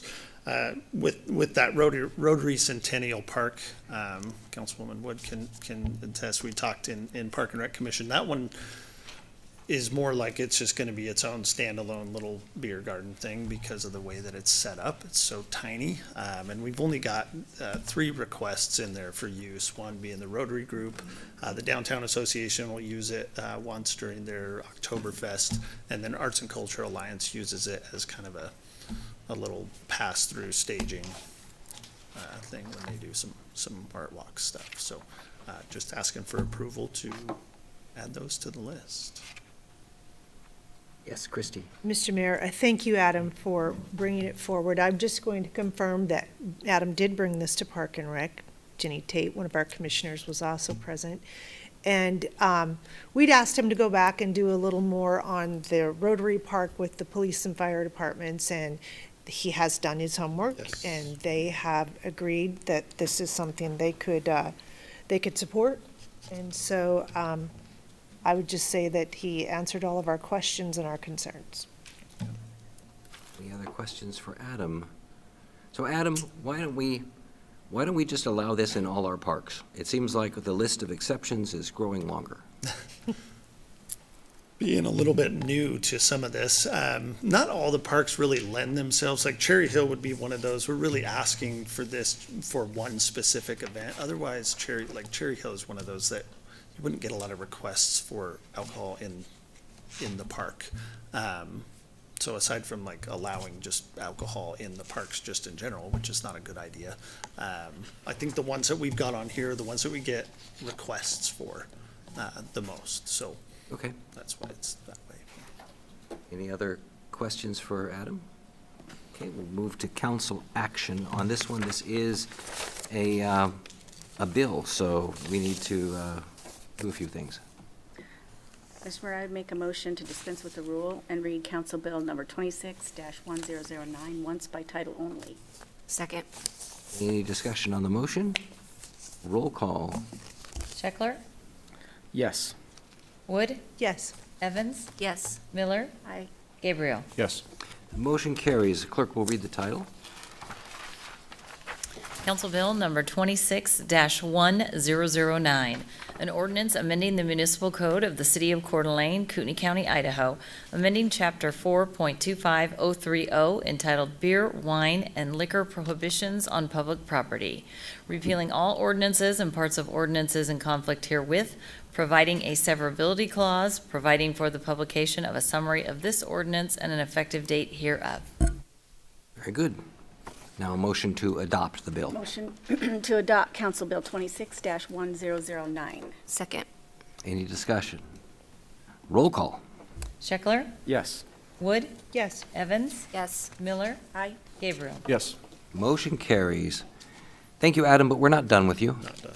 We have resolution number 26048, which is approval of the establishment of a program entitled Spotlight CDA Visual Arts with a total funding of $15,000 annually. And again, from our Parks and Rec Director, Adam. Yes. So, as some of you might be aware, I'm newly appointed as the liaison to the Arts Commission, so still kind of getting my feet wet here, but actually have Duncan Menzies, who's part of that commission, to give you some specifics on this. So he'll be better equipped. So, Duncan, welcome. Good evening, Mayor, Council people, community partners, and thank you, Adam. I want to talk to you about Spotlight Coeur d'Alene Visual Arts Program proposed by the Coeur d'Alene Arts Commission. This program invests in community identity, economic vitality, cultural tourism, and quality of life in Coeur d'Alene. Visual arts strengthen our creative spaces, support local arts and businesses, attract visitors, and help tell the story of our history and community. Spotlight Coeur d'Alene Visual Arts will support accessible, community-focused projects while creating opportunities for artists, nonprofits, and community partners to collaborate. This program will focus prioritizing K-12 students for arts education, enrichment programs, exhibitions, and art projects for our young people. This program is very similar to the structure and purpose of the Arts Spotlight Coeur d'Alene Performing Arts Program, which was approved last year, and 3 local performing arts organizations were awarded.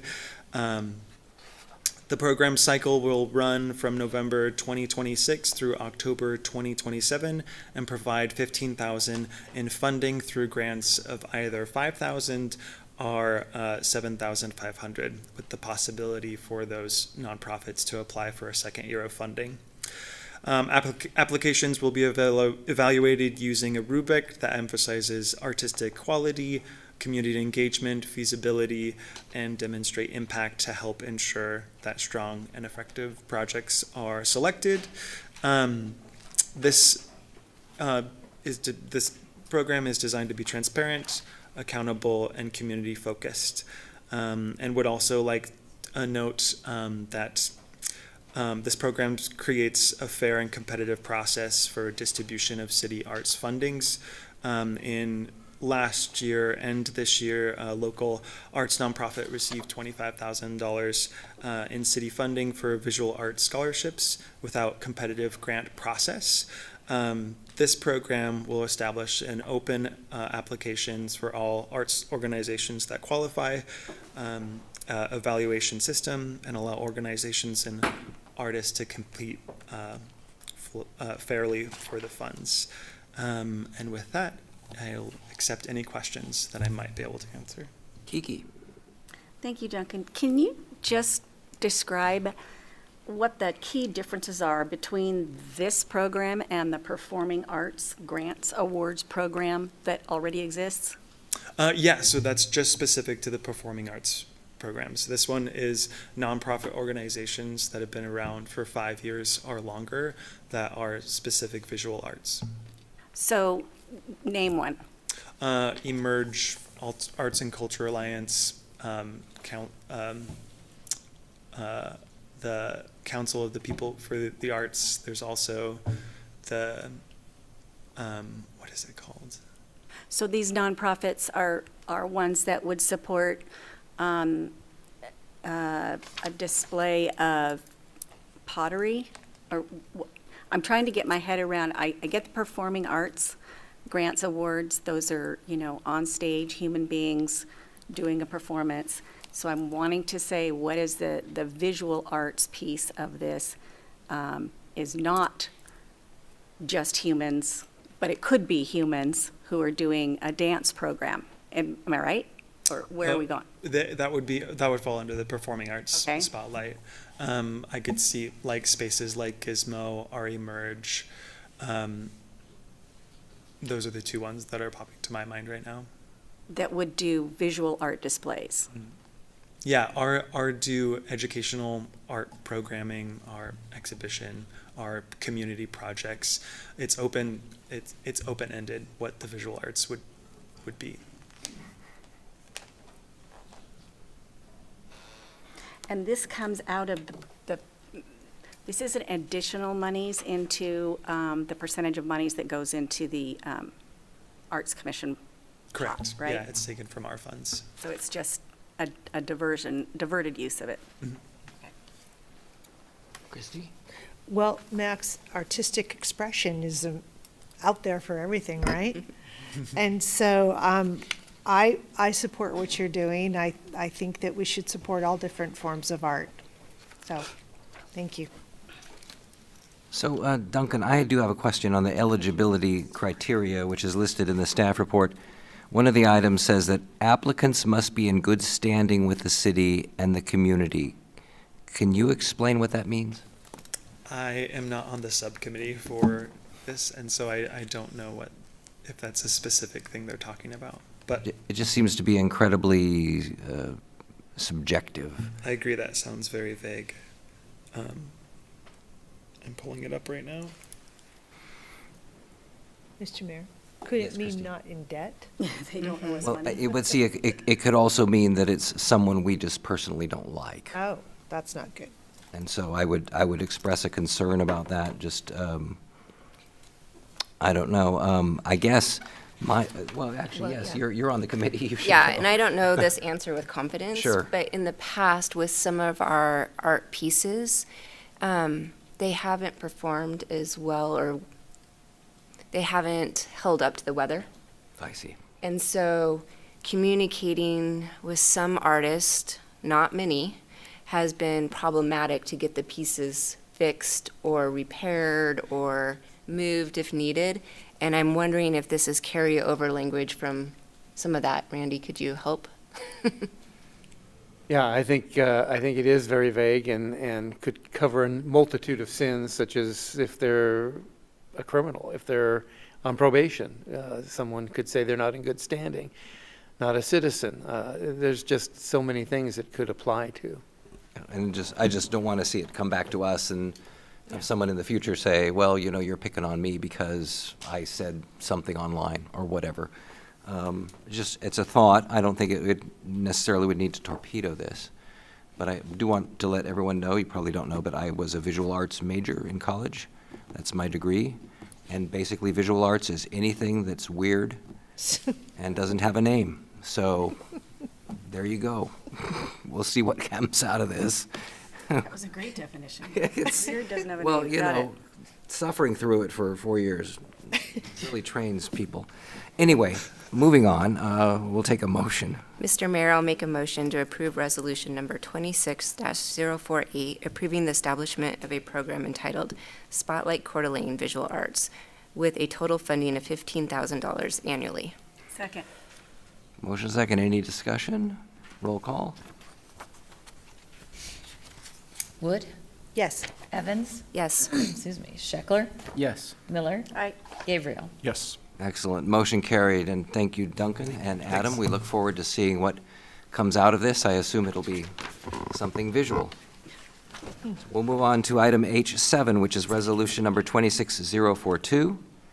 It's approval of an agreement with Virginia L. Tate for the provision of water services outside the city limits at 4176 East Potlatch Hill Road, and future annexation. Staff report by Kyle Marine, Water Department Director. And I see Hillary up there as well. Thank you, Council and Mayor, for having us. We're here back before you with the Tate Agreement for 4176 East Potlatch Hill Road for the Good Neighbor Agreement. After the last council meeting, council requested us to go back and meet with the Tates and go over the contract. So we did meet with the Tates and city staff and mayor on May 19th of this year to go over this agreement line by line.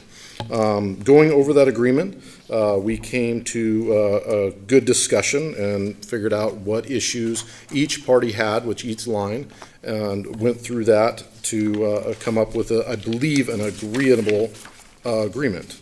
There are some questions regarding the credits going back and forth that council will need to discuss and decide upon. And with that, Yes, so the staff report kind of goes through some of the requests that Ms. Tate has made about some credits that she would like you to consider regarding the capitalization fees for wastewater and future annexation fees. So those total expenses would be $71,300.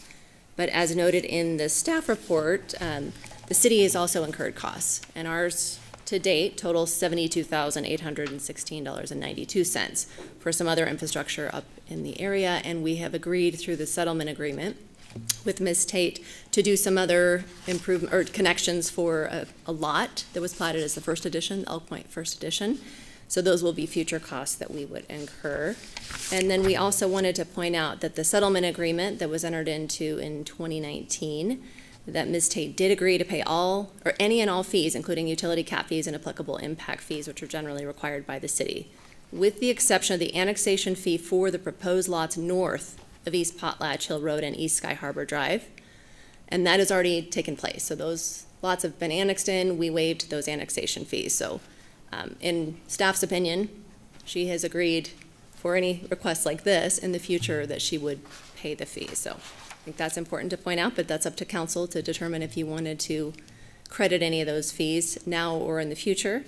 And then if you are going to do that, we just need to have clarification in the agreement you have in your packet in which sections of the agreement. So it would either be under A3, A5, and or Section B. So those are the things we wanted to bring to your attention this evening. And I don't know if you wanted to speak to the one fee, the pressure reduction valve, the $26,000 that Ms. Tate had provided that dollar amount, any of the information you were able to yeah, so the information that I could found, I reached out to the contractor, the supplier, and the professional that did the swapping out of the valve.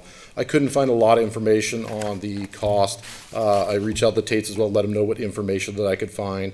I'm unsure, and so were the people that I contacted, of where that actual 4-inch valve went. May have come to the conclusion that there was a misunderstanding on the designs. On the 4-inch was actually the drain and not the requirement for the valve. But with that being said, I can't determine whether there was a requirement to install a 4-inch or not at the time. So the other thing, if I may point out too, just there is some discretion from council's perspective on the annexation fees.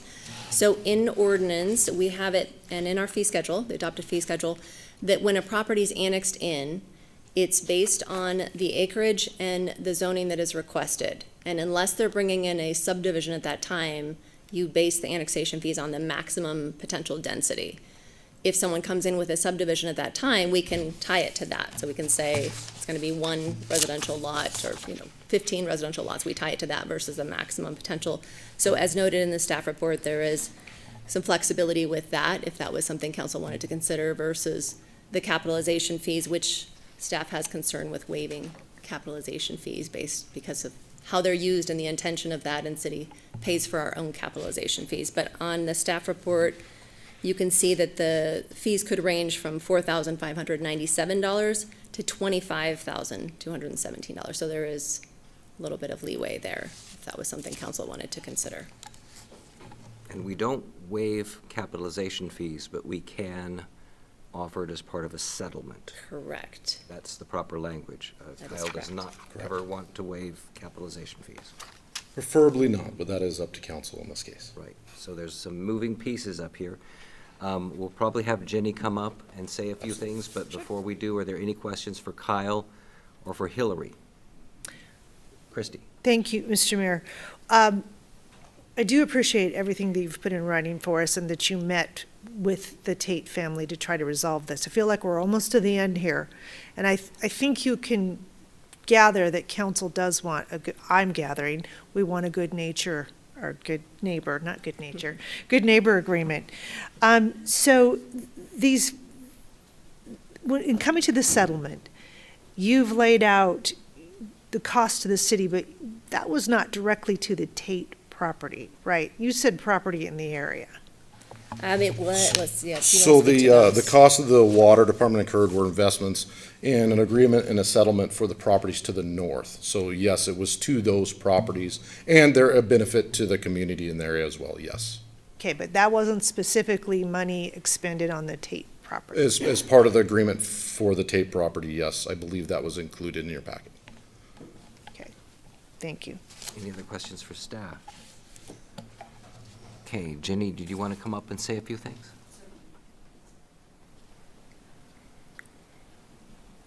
And Stephen is with you. Thank you. And I appreciate the effort that everyone has gone to trying to get this to a final conclusion. I draw back, yes, there was a settlement agreement. Part of the settlement agreement was that we took our north 4 acres into the city so that that could create a contiguous city line, because here we are, a island of county surrounded by city, which didn't quite meet all codes, I understand. In addition, we were allowing the city to perfect an easement that was not perfected years ago, long before anyone sat on the council.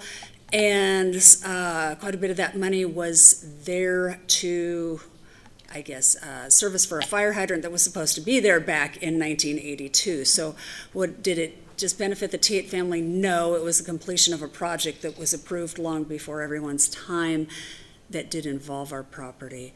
So it's murky at best. Murky at best. The fees we have asked for, as you know, it's basically a 2-part thing. We expended more than $100,000 in fees not discussed this evening to bring infrastructure and a fire hydrant into the city, solving, of course, a fire issue. So that brought multiple fire hydrants up a road that did not have fire hydrants. So the fees we're specifically talking about was the $40,000, a little over $40,000 of that involved, shall we call an administrative error on a grant that ended up costing our family over $40,000 to cure, and so we're asking for the offset of that. We did not make the error. I don't know that we need to go into that particular piece tonight. The other part was the change of plans in the construction of that fire hydrant and the final hook of it, and that is the $26,000 we referred to. So all told, the Tates to bring that north 4 acres in between engineering and different items, we have expended close to $300,000. We're just asking for the piece we shouldn't have had to pay. Okay, so Jenny, we have a we have this annexation agreement that we worked on in the room there, and you're okay with all the stuff in there. I know they sent you a copy on Friday. Yes. Okay, and so that what the question is, probably for council to decide, is in our motion here in the draft, there is a blank spot for the amount of dollars if council chooses to offset the water cap fees, in other words, not to waive them, but to settle, and then future annexation fees. That's correct. So if you could assist council in, I mean, you just said $400,000, that's a great opener. Oh, no, farther up in the financial analysis, we have just asked for compensation in one form or the other for the $45,300 we incurred through the grant administration snafu, and the $26,000 in additional fees that it took to complete that fire hydrant. And so that's the, And that totals $71,300. okay, so that's what, yeah, I have that underlined in here, $71,300. Okay, so council knows what that is. Any questions for Jenny right now? Please. Jenny, you're not looking for the city to write you a check. You're looking for offset of future fees. That is correct. Thank you. Okay, very good. Any other questions for Jenny? All right, if we need you, or if you want to raise your hand later, we'll call you back up, and we'll see, we'll watch them make the sausage. Thank you. Thank you. Any further questions for staff or anything, discussion? Mr. Mayor? Yes, Christie. Thank you.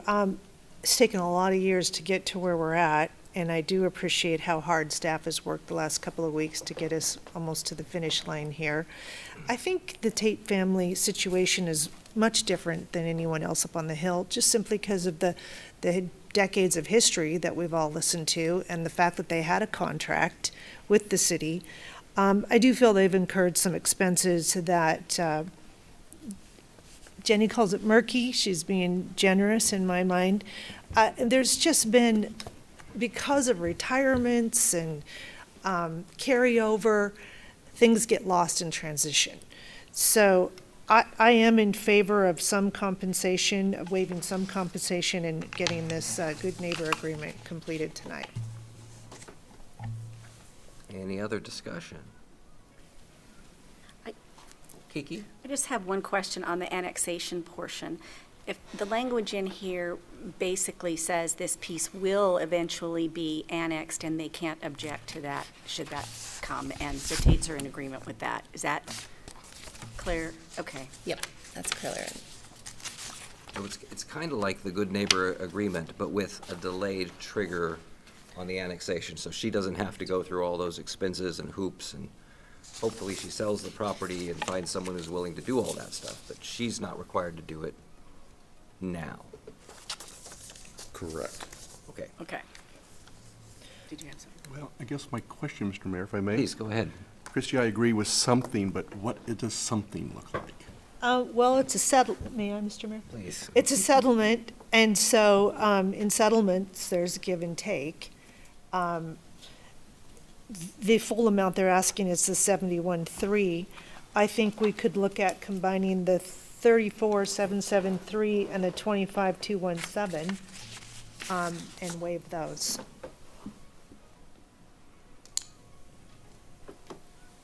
I don't have the math on that. 69,990. Thank She's you. asking for your full capitalization. That's pretty close to the It's very close. original figure. So I would be Right. prepared to make a motion for more discussion. Yes, unless we want to do group math, and that's always fun. I guess I'm just, Should I make a motion? Please go ahead. Kiki, I'm sorry. so I guess I was just looking for staff on some of that where they weren't feeling as comfortable waiving the entire thing because staff has incurred almost the parallel expense, right? I mean, you're at the 70-plus mark too. Correct. And then also, as noted in that agreement that's in your packet, and this is just the red line version, staff has already agreed to use the 2025 rates for the capitalization fees, so that's already a savings of $17,189. So that, the 2025 rates is that dollar amount that Councilmember Wood quoted, the $34,773. The larger amount, if we actually use 2026 fees, would be $51,962. So that's already a savings there, and then as noted, it is easier to potentially do that crediting on the annexation side, say instead of the 25,000, you would do the lower amount that would be owed. So that's just one consideration for council. What was the math on that, Hillary? For the difference between the 2026 and the 2025, so it's $17,189. So the 2026 fees would be $51,962, and Kyle has agreed to the $34,773. So somehow I have an 08 in there, right? Right. So what you're saying is there's already been an offset of $17,000. That staff's agreed to. We'd agreed to reduce the cap fees to the 2025 cap fees because the negotiations were started in 2025. They changed April 1st. So we figured we were discussing getting it to this council meeting at that time, before that time, so we agreed to go to those prices. Kenny, are you okay? I agree with the 17. I think that's very fair. I'd like to hear what the rest of my council thinks. Okay. Dan Scheckler. I agree with the 17 too, but I'm not inclined to agree with the rest. I think that the logging fees and those sorts of things, I don't think that we can be perpetually relitigating prior wrongs that weren't reduced in a notice of tort claim, that wasn't litigated in a breach of contract or some other action, and I just think we need to move forward. I don't think we can re-adjudicate the past. I think the 17 is appropriate to move forward, but I don't think we need to waive those other fees, in my opinion. Okay. Yes, Christie. Thank you. Well, it is a settlement agreement. So in settlements, we work the numbers, right? That's what you do. So I would like to see a larger amount waived that's more meaningful. That is a tremendous amount that they have put out on this property. And so I would think at best we should at least split it. 17's not an equal split. So if we split the 71.3, that would be more palatable to me. Or they've already gotten the 17, so the balance of what they're asking for is 71.3, so that's roughly 54, so we'll be split the 54. Split the 54, okay? Okay. Okay. So where are we at a number? I don't know, Amy, where are we at? Just a minute, I have it. If I may, that would be the annexation fee. I think if you just waive the annexation fee, that'd be easier, because that was, as I mentioned, based on the ordinance and the fee resolution, how we would calculate that, that'd be the $25,217.60 is what we would Which is typically basically half of the charge, so 54. then that's half of that other amount. 27,055. Okay. All right, You guys are good? I can make that motion. Please. All right, Mr. Mayor, I would motion to approve resolution number 26-4042, approving an agreement with Virginia L. Tate for the provision of water services outside the city limits at 4176 East Potlatch Hill Road and future annexation, and to allow any credit in the amount of, Amy, it was how, what did you come up with? Oh, no. It was the $27,055.50. So, but that doesn't include No, 17. we were gonna do, it would be easier just to use that annexation fee. Okay, the Okay. annexation. So that's the $25,217.60. Okay. And then to note that the use of the 2025 capitalization fees for the agreement. So that gives them the total savings, two different pots. Two different pots of savings. Can we say what she said? Amanda, are you tracking any of this? You can just phrase it as waiving the annexation fee and using the 2025 cap There you go. fees. Okay, using annexation fee and Easier. waiving the 2025 capitalization rate. To offset. Using. Using The it, 2025. to offset water cap fees and future annexation fees. Second. Okay, before we discuss that, Renata, do you have all that written down? Yes, I think I got it. Excellent. Can you read it back, please? The whole thing or just that one little part? The last part. The last part was to allow the waiver of the annexation fee and use the 2025 capitalization fee rate. Does that jive with what you understood? Christie? I think so. Yeah, I want to make sure that we're fair, that we're trying to do a fair settlement. Hillary, does that capture the? Yes, Kind so of an what we even- would do in the agreement is we would amend that section B under annexation, just to note that the annexation fees will be waived, so we'll. Okay, so it's more than just the 17,000. There's, like Kiki said, two different considerations. Okay. Correct, and the other one is already noted under that A5 is where it has the 2025 capitalization fees with that dollar amount. Right, so discussion on the motion. Nope, no, okay. We'll do a roll call. Evans? Yes. Wood? Yes. Scheckler? Yes. Miller? Aye. Gabriel? Yes. Motion carries. Thank you, staff. Thank you, Tates and Mr. Petrosky. Thank you. I hope we're getting to where you need to be. Moving on to item number H8, which is resolution number 26049, approval of an amendment number 6 to the contract with Republic Services Incorporated to allow for a fuel cost adjustment, something I think we could all benefit from. Randy Adams is doing our presentation. Thank you, Mr. Mayor, Council. Back in 2016, the city entered into a contract with Coeur d'Alene Garbage for solid waste disposal. In 2024, that contract was assigned by permission of the council to Republic Services. Since then, you may have noticed that gas prices have gotten rather high. And Republic has contacted us and asked if the city would be willing to do a fuel surcharge in times of excessive fuel costs. This is similar to what is done in Post Falls. It is done 1 year at a time. We look at the data for the previous year. If it exceeds a certain amount, there is a formula by which the city would pay Republic more, and then at the end of that year, it would expire, and we would again look to see if the fuel costs continue to be high. In the original contract, the rates were set. There was also a provision that the rates would be increased every year by a minimum of 1.5%. So this fuel surcharge is on top of the normal increase that is set out already in the contract. And it's an attempt to account for higher fuel costs, and of course, our garbage trucks do not run on anything but diesel fuel.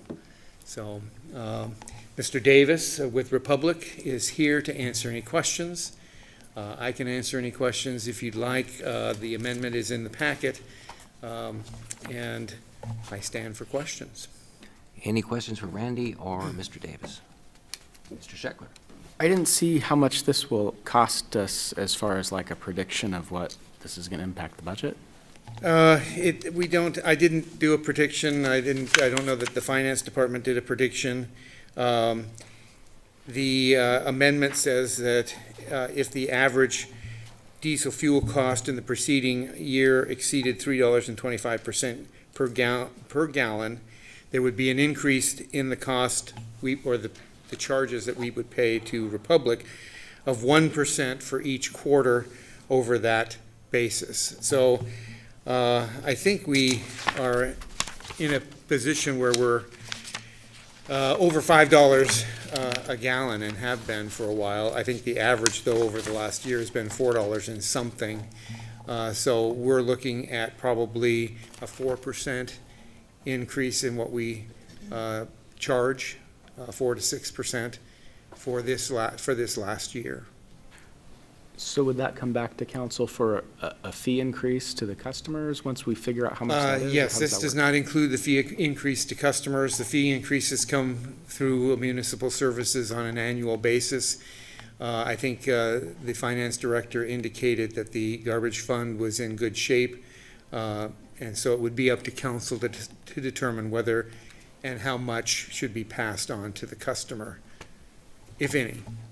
Generally speaking, we have money in there so that we don't have to do a fee increase for garbage rates every single year. So there could be, and Katie's not with us right now, but there might be enough money in there that it would mean we don't have to do a rate increase. We might have to do one sooner, but generally when they do the increase, it kind of flattens it out for a few years, and then they do another increase. So don't know the current status, but I don't think at the last meeting, she didn't really say that there was a need to do a fee increase, did she? Correct. Ron? No, Katie said that the fund itself is in good shape and that we could absorb the increase, and if we change our mind prior to Renata bringing that fee increases back to us, we can include it in that. Excellent, thank you. Does that help? Yeah, thank you. Good. Christie?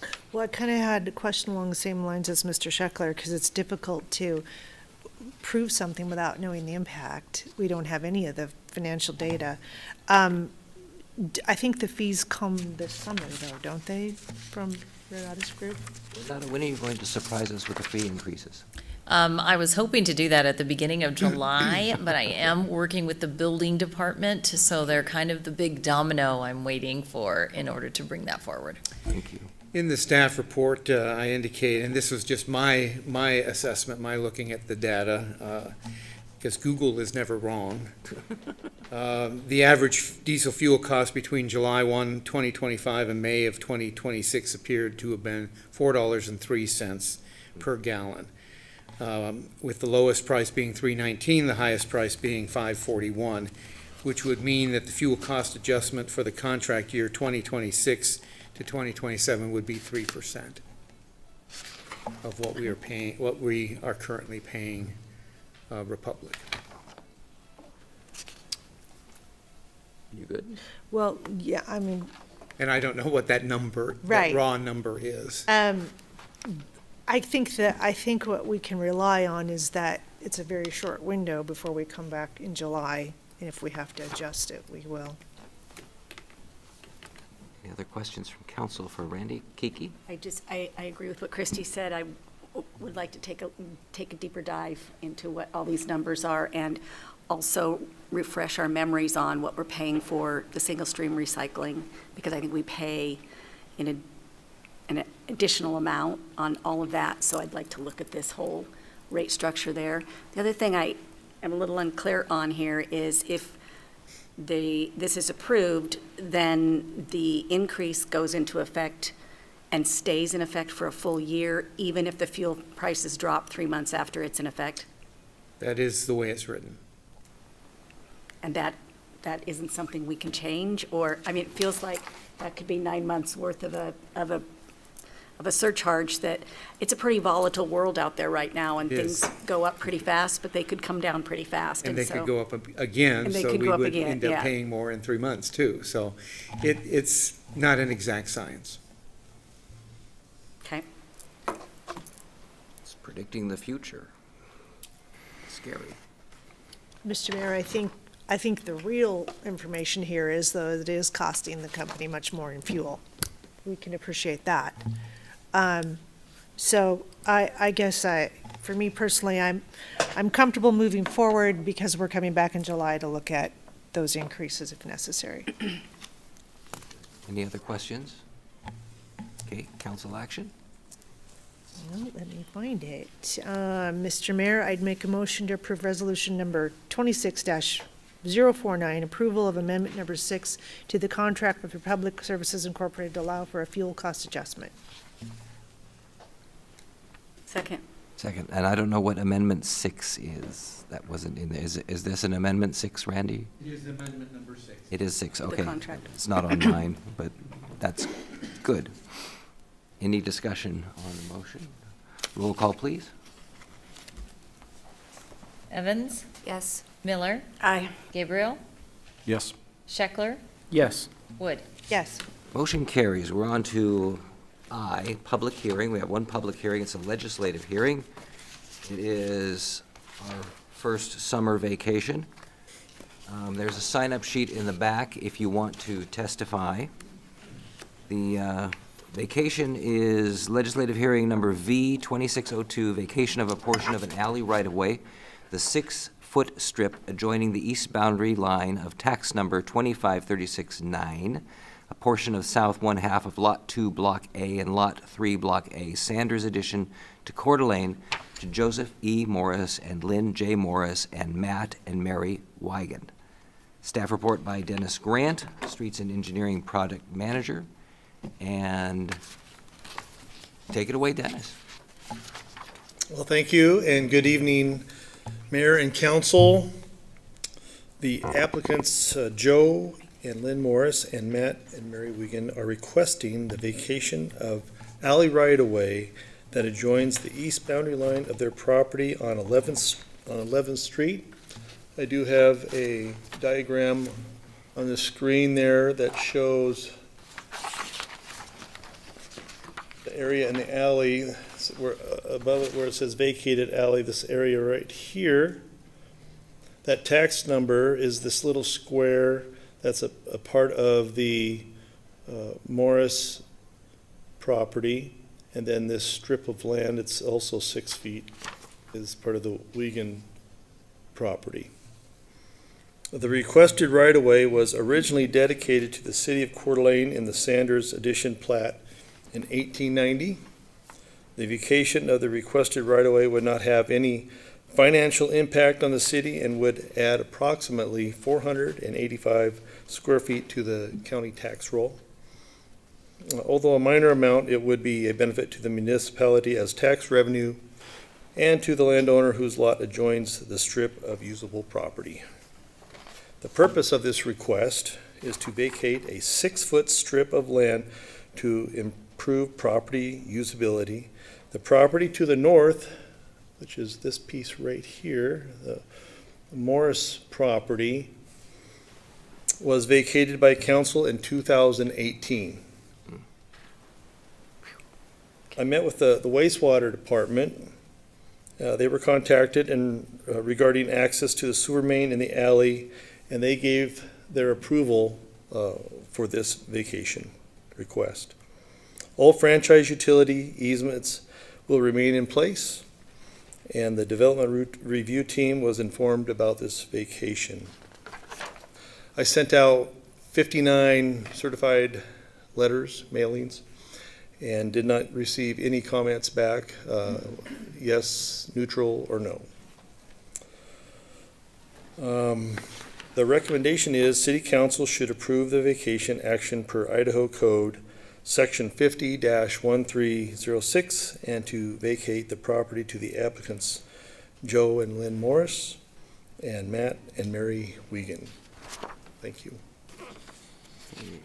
Are there any questions for Dennis before we get into the hearing? Dennis, this doesn't close the alley, does it? Say again? It does not close the alley. No, this, good question. So this is one of those unique situations in Coeur d'Alene where we have two subdivisions coming together, and it's a random number, 22.34 feet wide alley. And so we do have some excess right-of-way in there where other alleys downtown, there's not. So that was one of the reasons in 2018, there's several reasons, but one of the reasons why council approved the 6-foot vacation strip of land there on the east side of the Morris property. And then just a little history why there's a little square there. The Morris family purchased a 6-foot strip after that vacation happened, and so they acquired another piece of property, which is that tax number.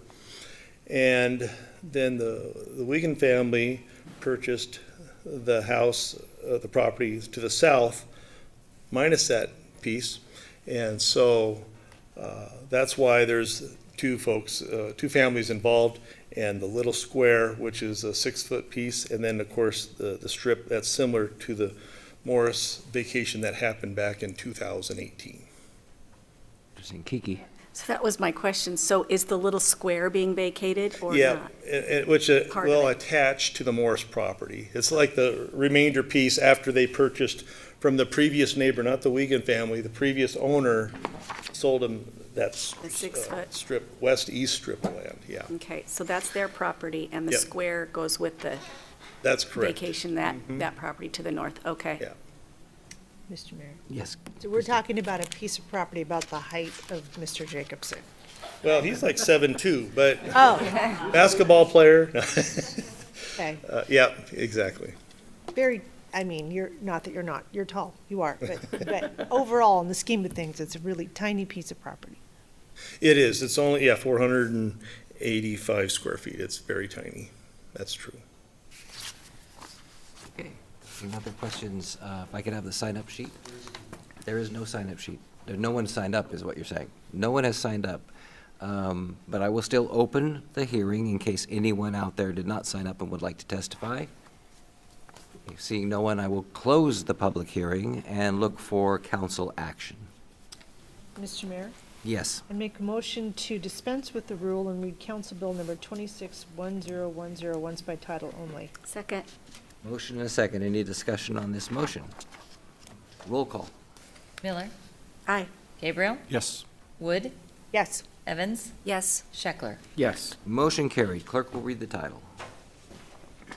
Council Bill number 261010, an ordinance of the City of Coeur d'Alene vacating a portion of alley right-of-way in Block 1 of Sanders addition to Coeur d'Alene, recorded in Book J of Deeds at page 43F, Records of Kootenai County, Idaho, generally described as a parcel of land located in the northeast quarter of Section 24, Township 50 North, Range 4 West, Boise Meridian, Kootenai County, City of Coeur d'Alene, Idaho, repealing all ordinances and parts of ordinances in conflict herewith, providing a severability clause, and providing for the publication of a summary of this ordinance and effective date hereof. Very good. Mr. Mayor, I make a motion to adopt Council Bill 26-1010. Second. Motion and a second. Any discussion on this motion? Roll call, please. Miller, Aye. Gabriel, Yes. Wood, Yes. Evans, Yes. Scheckler. Yes. Motion has carried. We're moving on to item J, which is executive session pursuant to Idaho Code. Mr. Mayor, I'd move to enter into executive session pursuant to Idaho Code Section 74206 1B to consider the evaluation, dismissal, or disciplining of, or to hear complaints or charges brought against a public officer, employee, staff member, or individual agent or public school student. Second? Motion and a second. Any discussion? Roll call. Gabriel, Yes. Wood, Yes. Evans, Yes. Scheckler, Yes. Miller. Aye. Motion carried. We are in executive session. Thank you.